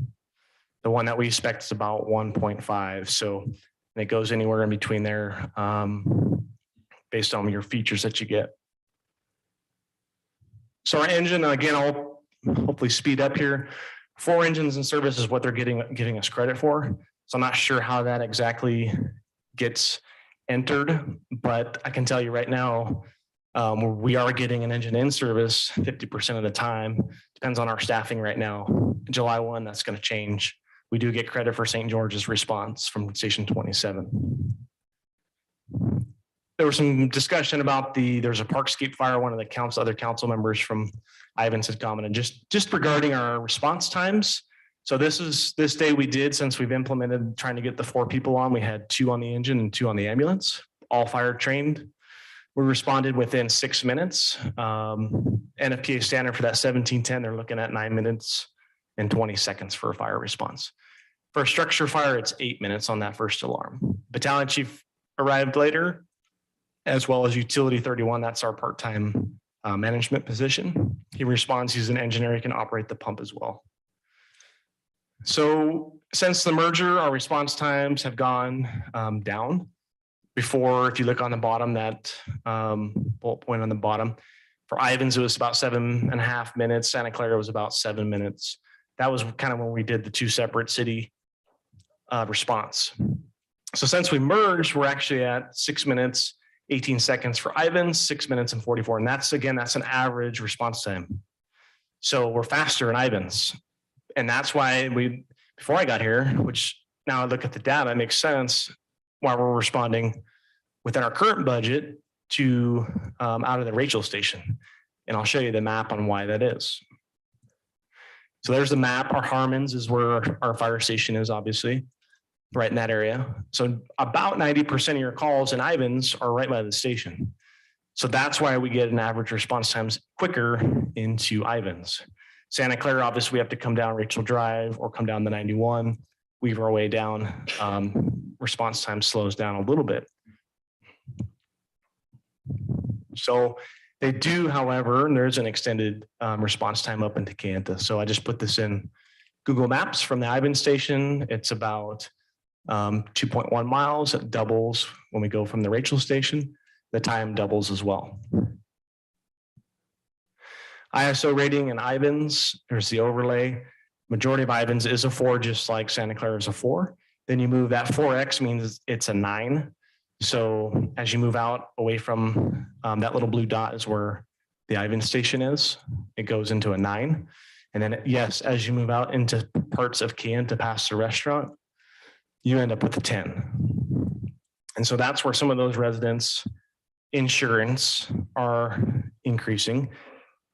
Now, the reasons to that, I don't know. I didn't investigate. Is it fuels around their homes? Is it certain policies that they have for fuels modification that inhibit us going out there and modifying those fuels? We have to look at that. But as far as what I can speak on the ISO rating, they are lacking, and 10 is the worst rating. So if we flipped it around, if let's just say, hey, we're going to move all of our 5 people in July from the Rachel station to the Ivan station. Well, now it just flips 180 back into Santa Clara. So on the south end, you get little pockets of 10s. So the solution, again, is to try to get staffing up to Ivans as soon as we can. And I know city manager, people are working as fast as possible to try to find that funding and get the staffing up there. And we will do it when we can. Absolutely. I would do it today. But it's just finding funding for that and then moving staff. And again, yes, we're hiring full-time people, but we're not going to split them up. You go over here, you go over here. Well, now your ISO rating goes down because you have to have a company in the beginning with a officer. It has to be coordinated. It's just like a baseball team. 9 players on the field get you a baseball team. You can have a pitcher and a hitter, but you're not going to play in the MLB with it. So there's a teams-based model to all of this. It's a national standard, and that's what I'm here pushing and delivering. It provides the best service. I know I've worked, like I said, in LA City, in Hollywood, Van Nuys, big places, lots of big calls in Rancho, lots of wildland. My engine company ran about 4,500 calls before I came here.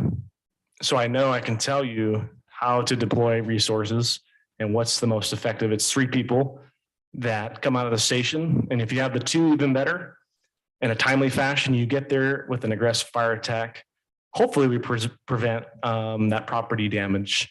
And you can do it with those 5 people. You can meet all of your industry standards and, accomplish the tasks that we need to accomplish. So that's why we're doing what we're doing. Santa Clara is a 4. And then moving forward, just kind of our staffing, station deployment. That's the top one's proposed station here in Santa Clara. So just kind of matches our architecture. The bottom ones would be Ivans. And then our middle station would be the Santa Clara, the Rachel station. That would be our training. Both crews could come and meet and train together. In the back of that, as you know, we have quite a bit of area. So we have our props, our training props back there. We would use that as an EOC. We currently don't have an EOC. We would staff or house some of our reserve apparatus there as well. So now moving forward, the station that we build for that ladder. So it's a package deal.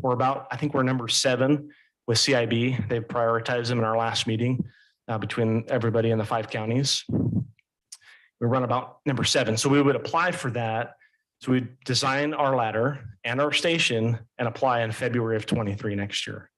Then we would get funding towards the end of the year, and then we would start the build. Where that station ends up, it would be my preference, again, doing that with data, as opposed to, hey, we're just going to build it in Santa Clara. I would hope that we would use that data to say what's the best place for that station. Again, it's a package deal because that station will house that ladder company just from the length of it. You can back it into a station, but we don't have the height and the length to have that in a station. Again, that'll be our first out piece of equipment. That ladder will go just like 21s in downtown St. George. They go to medical aids, and we would run it all the time with our staff. So the existing station isn't deep enough to house the ladder truck? no. Okay. and nor the height. So that's the decision point is, which, obviously you folks would make that, but I would try to present the data to show where that might be best utilized. A lot of those buildings I showed you are up in Ivans off of Center Street. We do have some down here, but then we have the 91, which is problematic for our vehicle crashes over the side. That's where we would need that equipment, that truck to go down there and take care of that, those calls. So that's the discussion that's kind of up in the air. And then but again, this is where I would envision when I first came here, that's just boom, right off the top of my head. It's like 2 stations. Absolutely. Just because we don't have a call problem. That's why I shared how many calls I used to run on. It's not a call problem with our personnel running the calls. It's a geography problem that we have 400 plus square miles. It's pretty wild. So we can go up into Snow Canyon. I've maybe been up there 4 times and down to the South Hills once, just since I've been here in 3 months with the helicopters. Life Flight comes in out to the 91, couple fatals out there. And you don't get those kind of calls necessarily in a small community that's mostly urban. So it's our personnel are required to be all risk is what we call it, and multifaceted with wildland, extrication, fire response, EMS. So that's kind of why we would have 2 stations as opposed to maybe just one like Brigham City. It's just a geography problem. So it's travel times and response times that matter regarding fire and EMS. So that's my presentation. Again, we're looking to go to 3. As soon as we staff that station, I think we'll go right into that 3 ISO rating. So everything else is looking top notch. Our comms, our water supply. Again, we don't have necessarily a station problem. We have an equipment, or not an equipment problem. It's personnel. And everybody's, in the same boat. So any questions? Hope that wasn't too long and mundane, but.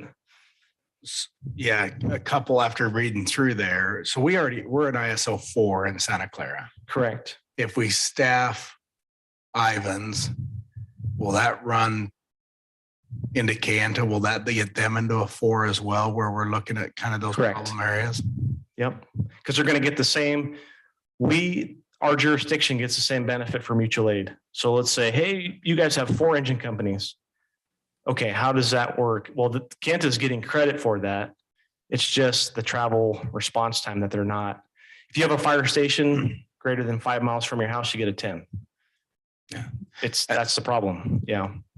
So, and just as I'm thinking through it, and we've talked again, I think even going into South Hills as that develop, will Rachel still cover into South Hills? And again, this is coming back to your number thing is, do in fact we need a downtown station, or the 2 stations we have, if we staffed them right? I mean, because Rachel has land. I mean, if it was coming down to we needed more space for our ladder truck, there's land up on Rachel. Yeah. Center Street probably has the best access into those bigger buildings that you showed that you would need the ladder truck, but I don't know how much property they've got. If that was, I guess my specific question is, staff 2 stations with some modifications. Do we have it in those 2 to get what we needed if we had the staff and the facility for the ladder truck? Yes. Again, that ladder truck it's out of 4 points, right, for ISO. So it's a 1.65 up to a 3, depending on St. George's availability. So if we just didn't even buy the ladder truck for ISO rating, it's a no factor. It's 4 points. It's really the staffing. We just staffed the station with 2 engines. The ladders for life hazard, life safety obligations that I feel I assuredly have sitting in this position to make those rescues. It's not if, it's when, and that's why I would go for the ladder. Yeah, it's not necessarily an ISO thing. So if we staff the station with the 2 engines, which is what we're planning on doing, let's say we use the same equipment, then the ISO would go up. The ladder is more for functional.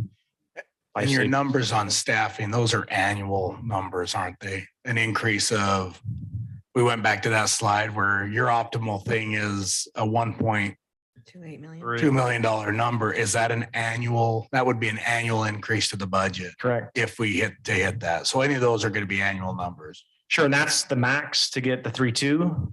Yep. But if we moved again, this fiscal, we went 3 company officers, which we have personnel trained and ready on our promotional list to move up there. And we gave them a part-time partner, which we would need 6 people. Then the cost would go way down because it would be about 330,000 for the full-time and then about 180,000 for the part-time.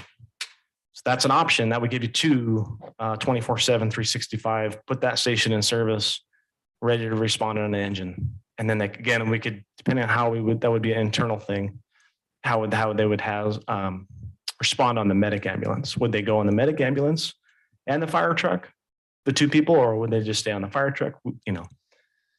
We would discuss that, but that's an option. That's currently what we're doing, obviously jumping back and forth. So that somewhat helps. Well, yeah, I'm just running all the numbers going, okay, we're up to $1 million in personnel a year. You're 1.5 in a ladder truck. You're on the slide showing 2 stations. And again, as I read the ISO, maybe Santa Clara is not, again, maybe the stations we've got cover it if they're staffed and with some modifications. Correct. Yeah. And the only discussion I would have is what the zoning and what the plans are for the South Hills as you expand out there. And I know I've seen a little bit of the general plan, but what does that look like? And if so, there's residents, then it would extend it. Correct. And that might be maybe we need to map that out and just see exactly where that lands. Again, you're well aware of. So I go through going, okay, each station's going to run you $4 million.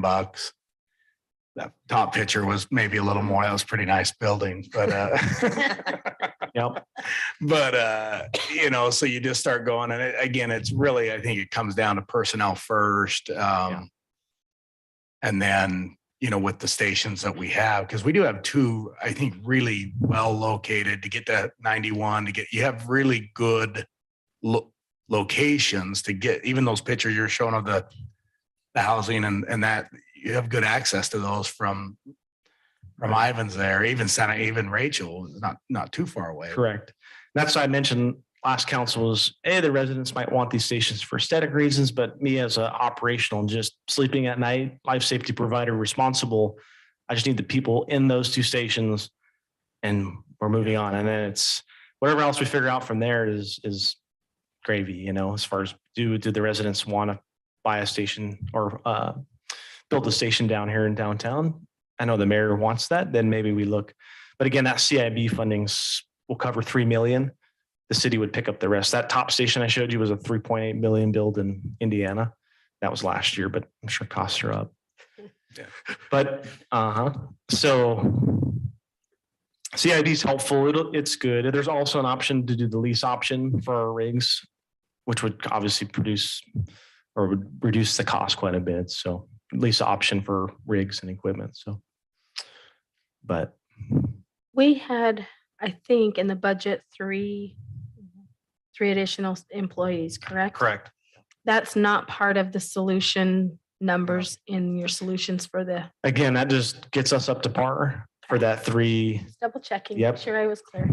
Yeah, based on research, we actually talked with Chief this morning. I mean, your standards are roughly like 1, even Chief, that's the 1.5 full-time personnel per 1,000 residents. We're shooting at the 1, which is kind of the low end of it, to try to get to 1 per 1,000, which gets us between 2 cities roughly 16, 17. But 1.52 is really the top end of the industry. So as you said, it's an issue throughout.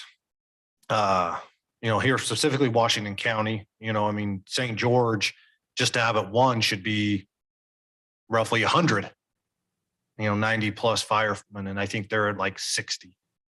And they're asking in this year's budget, I think, for about 15 or 20 more, and they'll go again next year. They're going to ask, and so it's a struggle right now of finding and staffing.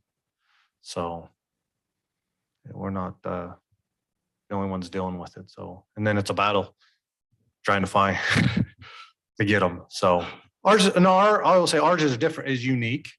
Us and Hurricane Valley Fire, the district, they're kind of run the same because we both do fire and transport.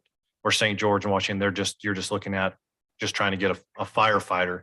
Whereas as Chief talked about, we're looking more, firefighters, paramedics that can also do both. So. And you So- hired the 3 that we approved already? They Correct. on board? Okay. Yeah, they'll start July 1. Yes, and we'll do their badge pinning tentatively the 22nd.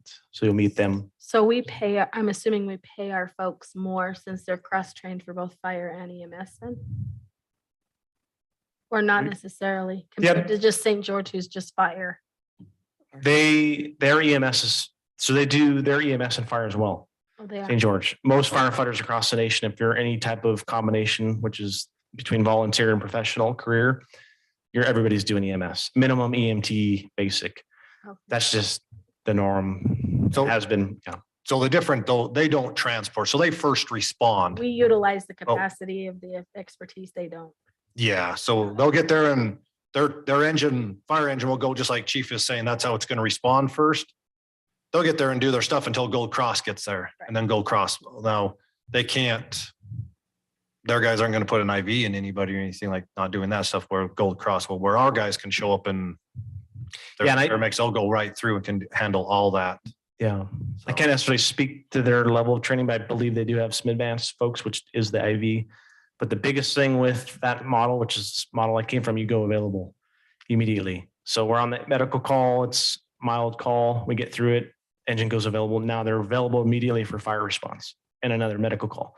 Us currently, we'll go to St. George, takes an hour and 10 minutes to turn around, go to the hospital, drop the patient, come back. Now they get to the station and go available in the station. Now we're ready for fire again. So that's the problem. That's why we're trying to get the staff, putting them where we want them right now for both. How often does that happen? It happens, I have to get you the numbers on it, but today it just happened. It happens several times a month. We go to our neighbors to help with that mutual aid several times a month. I think last month it was 8 times was with the numbers that one of staff gave me. So it happens. I mean, I'm sitting there in the office, listening to the radio. It happens often. Yeah. So, and again, for our transport, every call, we're running 1,700 calls. So maybe 70% of those are medical. Usually it results in a transport. So they're gone for that hour, but hopefully that's informative and kind of where we're at. And so, I mean, the concern that you raised about Gold Cross, I mean, we had this, we went at this at length. My was no, do not go, because they don't want to staff and put the resources to cover their area because they want to protect their bottom line. She was letting me know that's not really the option, that we have that agreement. The other is we've talked about is with the county, and that's why we're 490 miles, is because we're running all through to the Arizona border, to the west. And so those are all things that we're trying to work through to help us with our staffing and see what we can do, whether increasing staff with the county contracting with us, or we go back to the state and say, reduce our boundary on EMS and we'll stay within Santa Clara and Ivans. The tricky part on that too, though, is that when that call happens out on 91, probably due to mutual aid, we're still running out there. That's the downside of what we're stuck on this west side, that we're probably still running somebody out there to help out. And me too, is my position as a fire chief. I want to go and help all the time, every time, like a physician, they're going to treat somebody that comes into the ER. It's not, well, we're just going to let, somebody pass through our town and go to that. I would, I think everybody would probably agree. So I gotta believe I think if we packed up and went to the next session, legislative session, and said, look, we need help on this, because that road with I just got to believe we just got to put a full court press on that, because that road's only going to get busier. yeah, roughly the data we have is about 10% of our calls are outside our boundaries, is the numbers that we ran that's from, I believe it was 2017 numbers. So until Have now. we heard anything back from the county from your We have. discussion? We have not heard back from them. So, yeah, maybe that deal expires. What's that? He said maybe that deal expires. Well, the problem is we're bound by the mutual. I mean, we need it for our ISO. So you cancel it and Well, you cancel and just say, hey, you know, we come back with something else because you see the dire need that we're in. And especially when our calls are increasing on there and the length that they are out there. I mean, it's not a 30-minute call. I mean, and a lot of those you've got the entire staff because the engine runs and the ambulance runs. So we just leave ourselves in a real, pickle. So that's why my initial, I think the first time when I spoke with council, I said, my number's $1 million. I mean, that gets us roughly that other station fully staffed. It provides us to, when those calls happen, we can help them and we go do it. We cover that area, but we also are taking care of the residents here in Santa Clara and Ivins. Like I said, I know that number was unrealistic. If I walked in there to the county and said, hey, we need $1 million or 1.3 million, well, it's the way you said it. You said it the $1 million and then you cackled, but you got to be serious about doing this.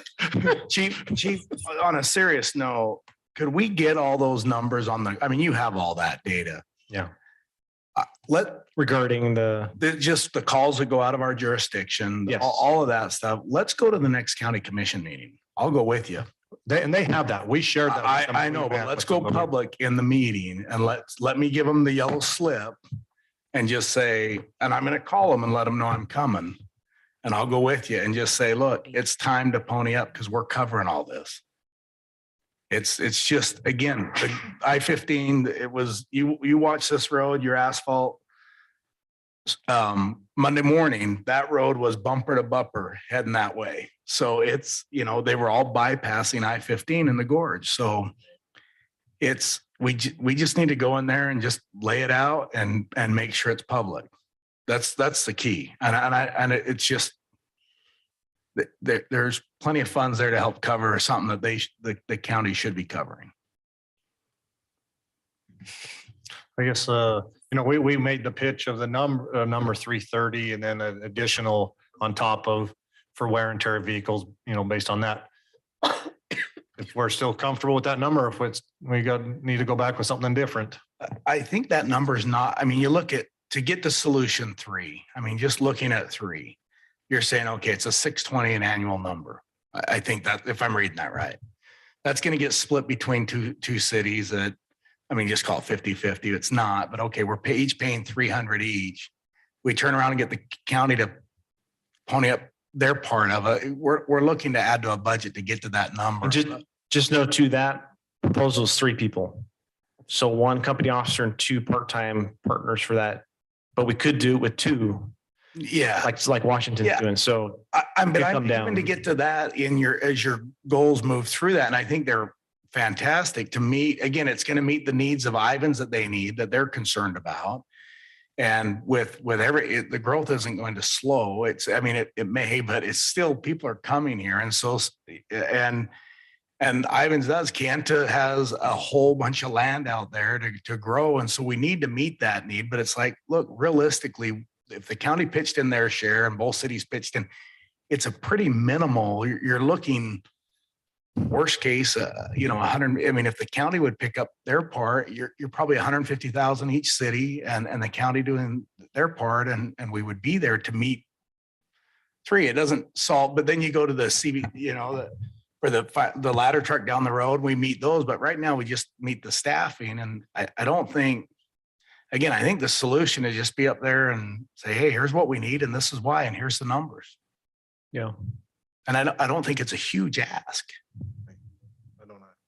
Are we the only agency that responds out on 91? Correct. Or Gold Cross if we're not available That's our Gold for Cross. transport because they have that mutual aid obligation. Yep. And Life Flight, obviously, airship, helicopters. So. But yeah, we're working.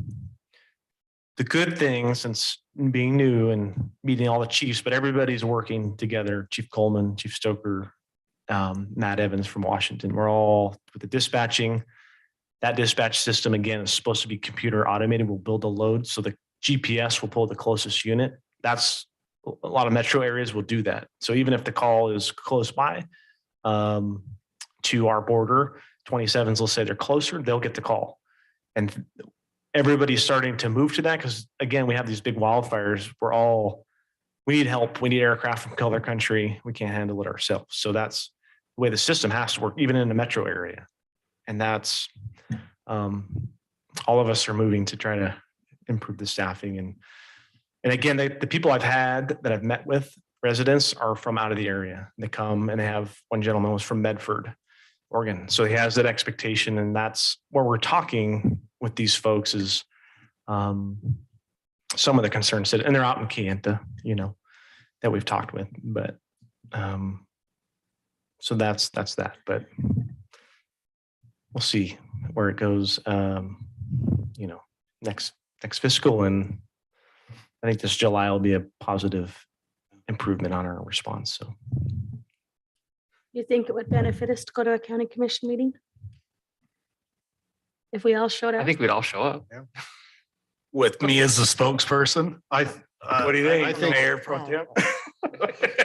I think. No, probably not. Maybe Krista or Lena, someone.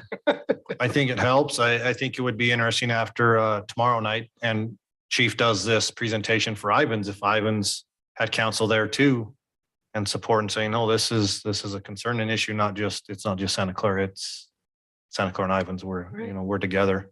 Right. I think yeah. You're doing this tomorrow in Ivans?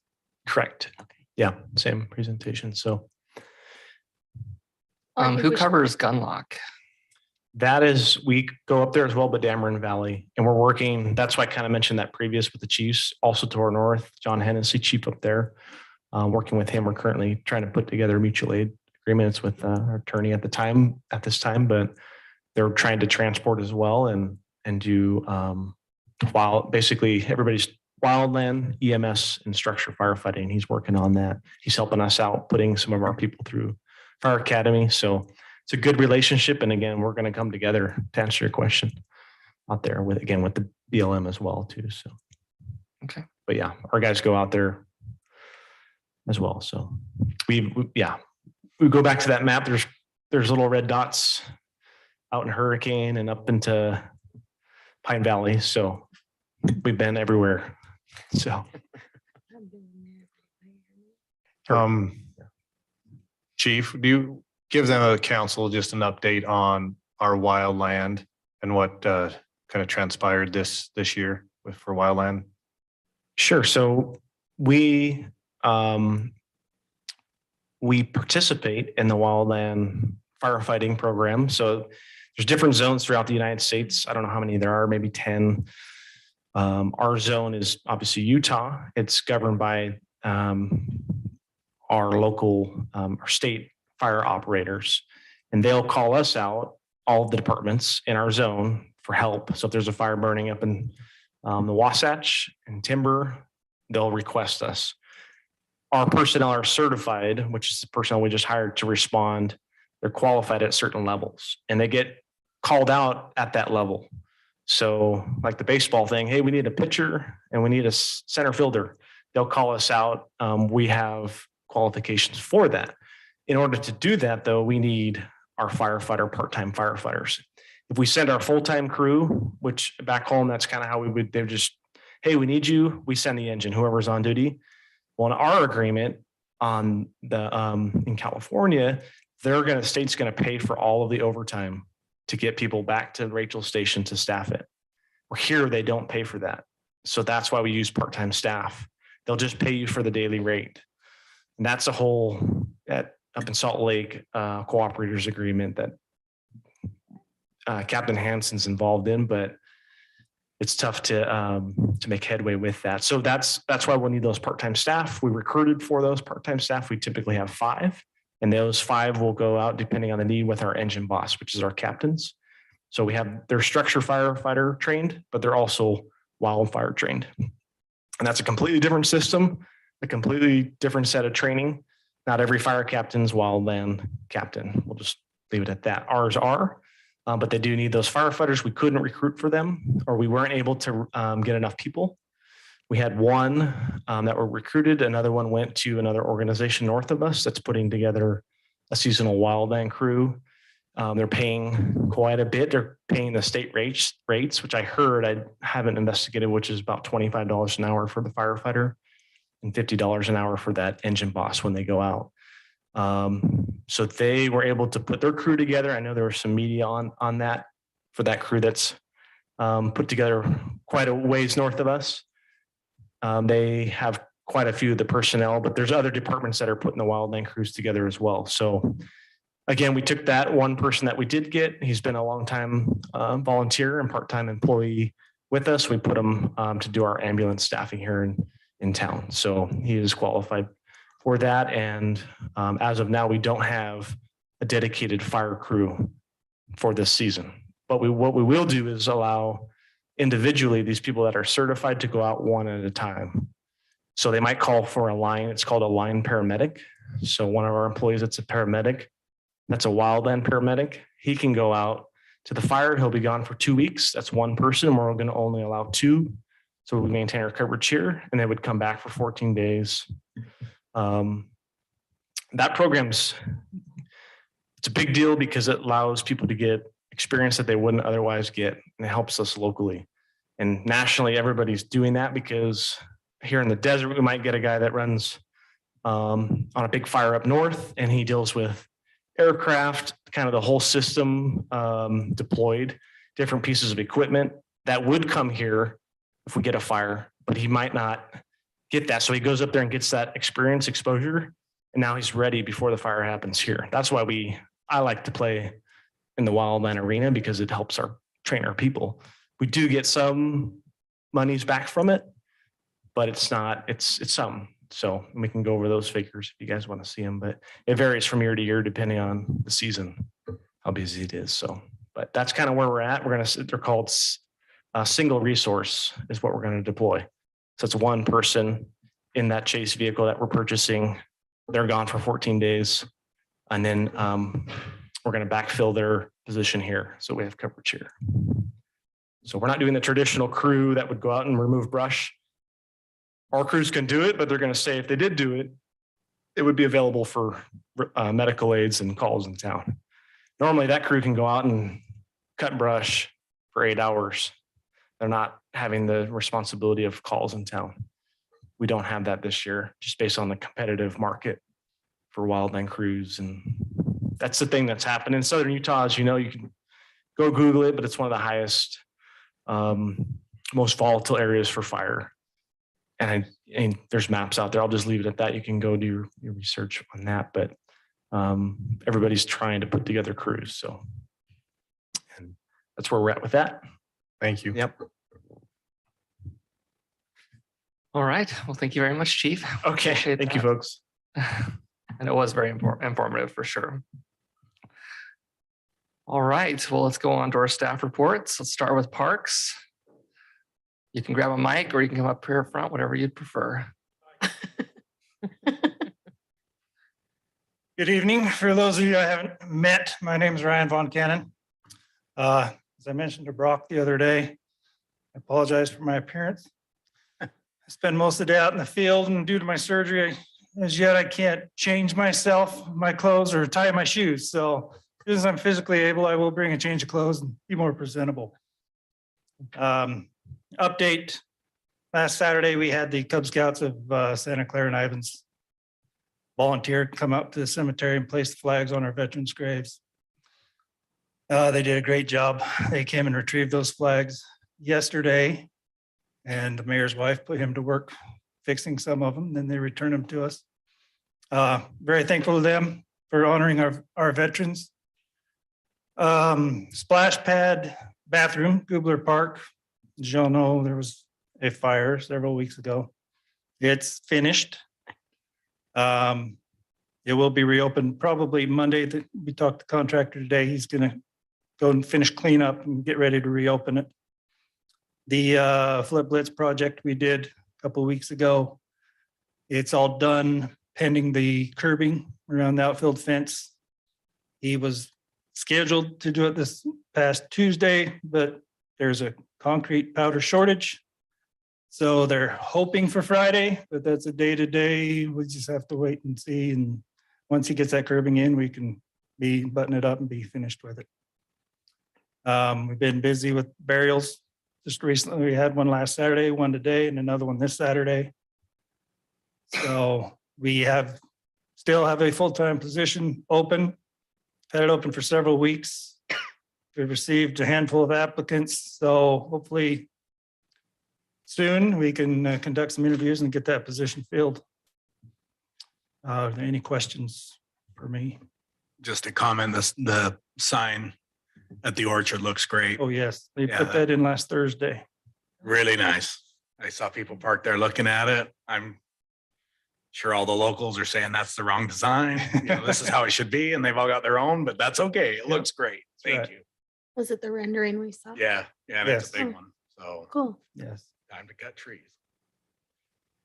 Okay, very good. Thank you very much. All right, Christelle, you got to have something for us.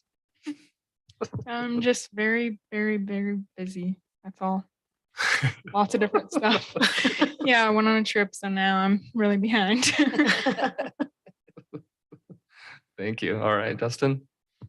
Straight stripes painting will be out tonight to start striping Santa Clara Drive.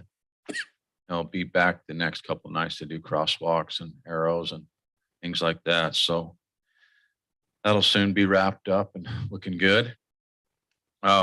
Utopia brought in their first set of construction plans.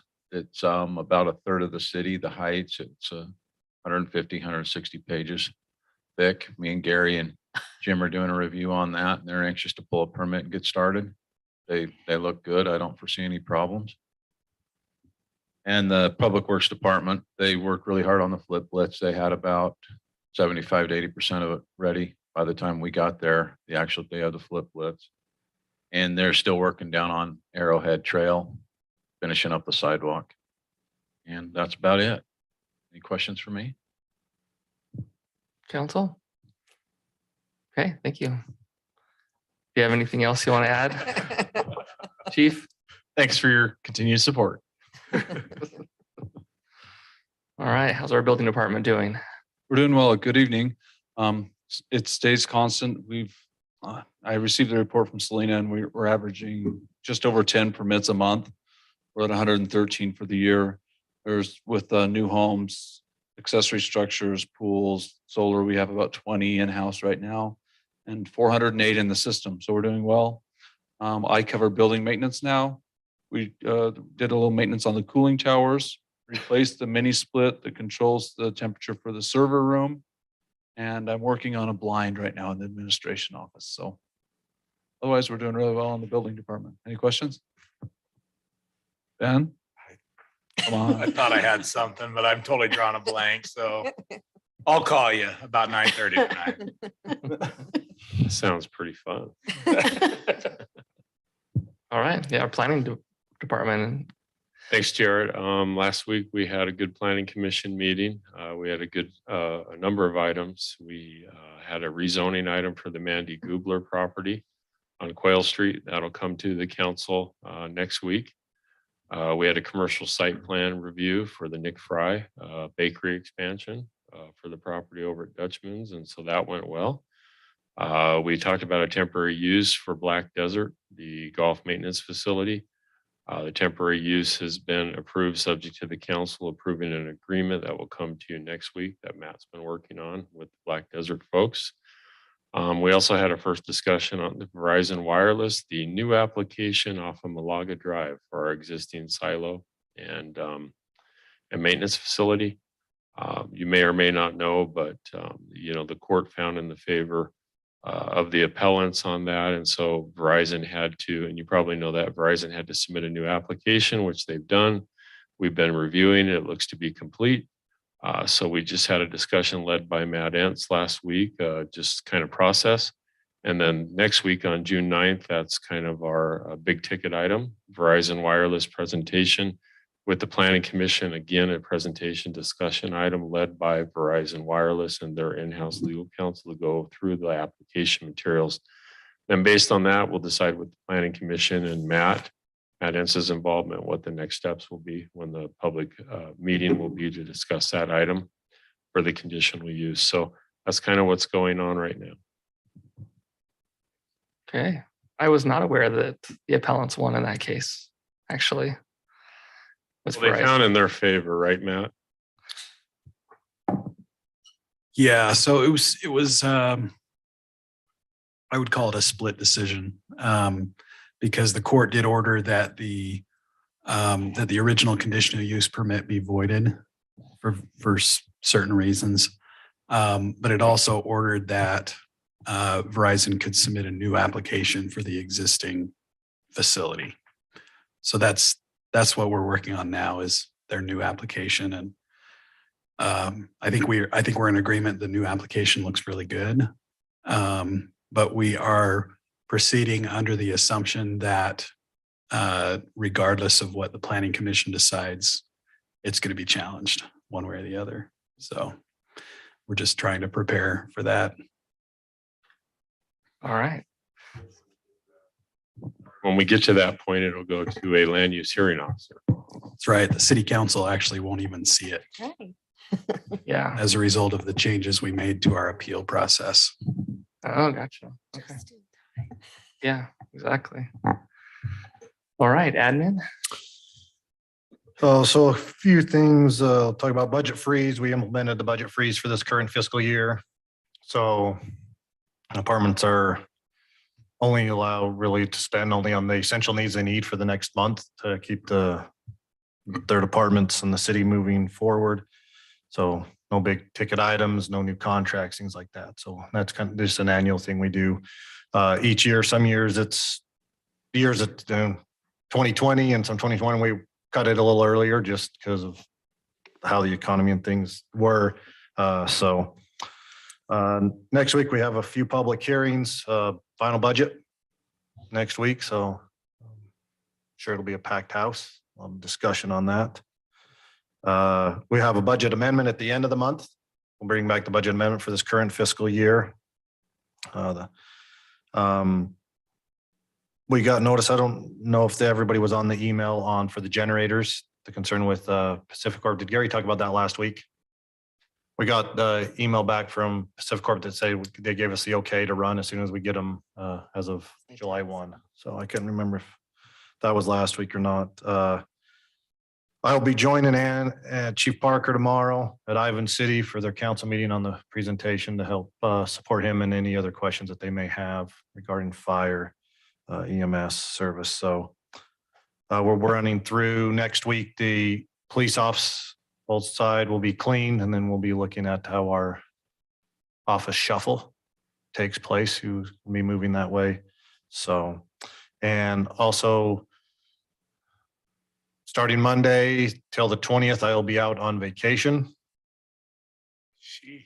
It might shift to Tuesday or Wednesday, depending on what family decides, but technically I had Monday through till the 20th. So, You know, today's just the first, right?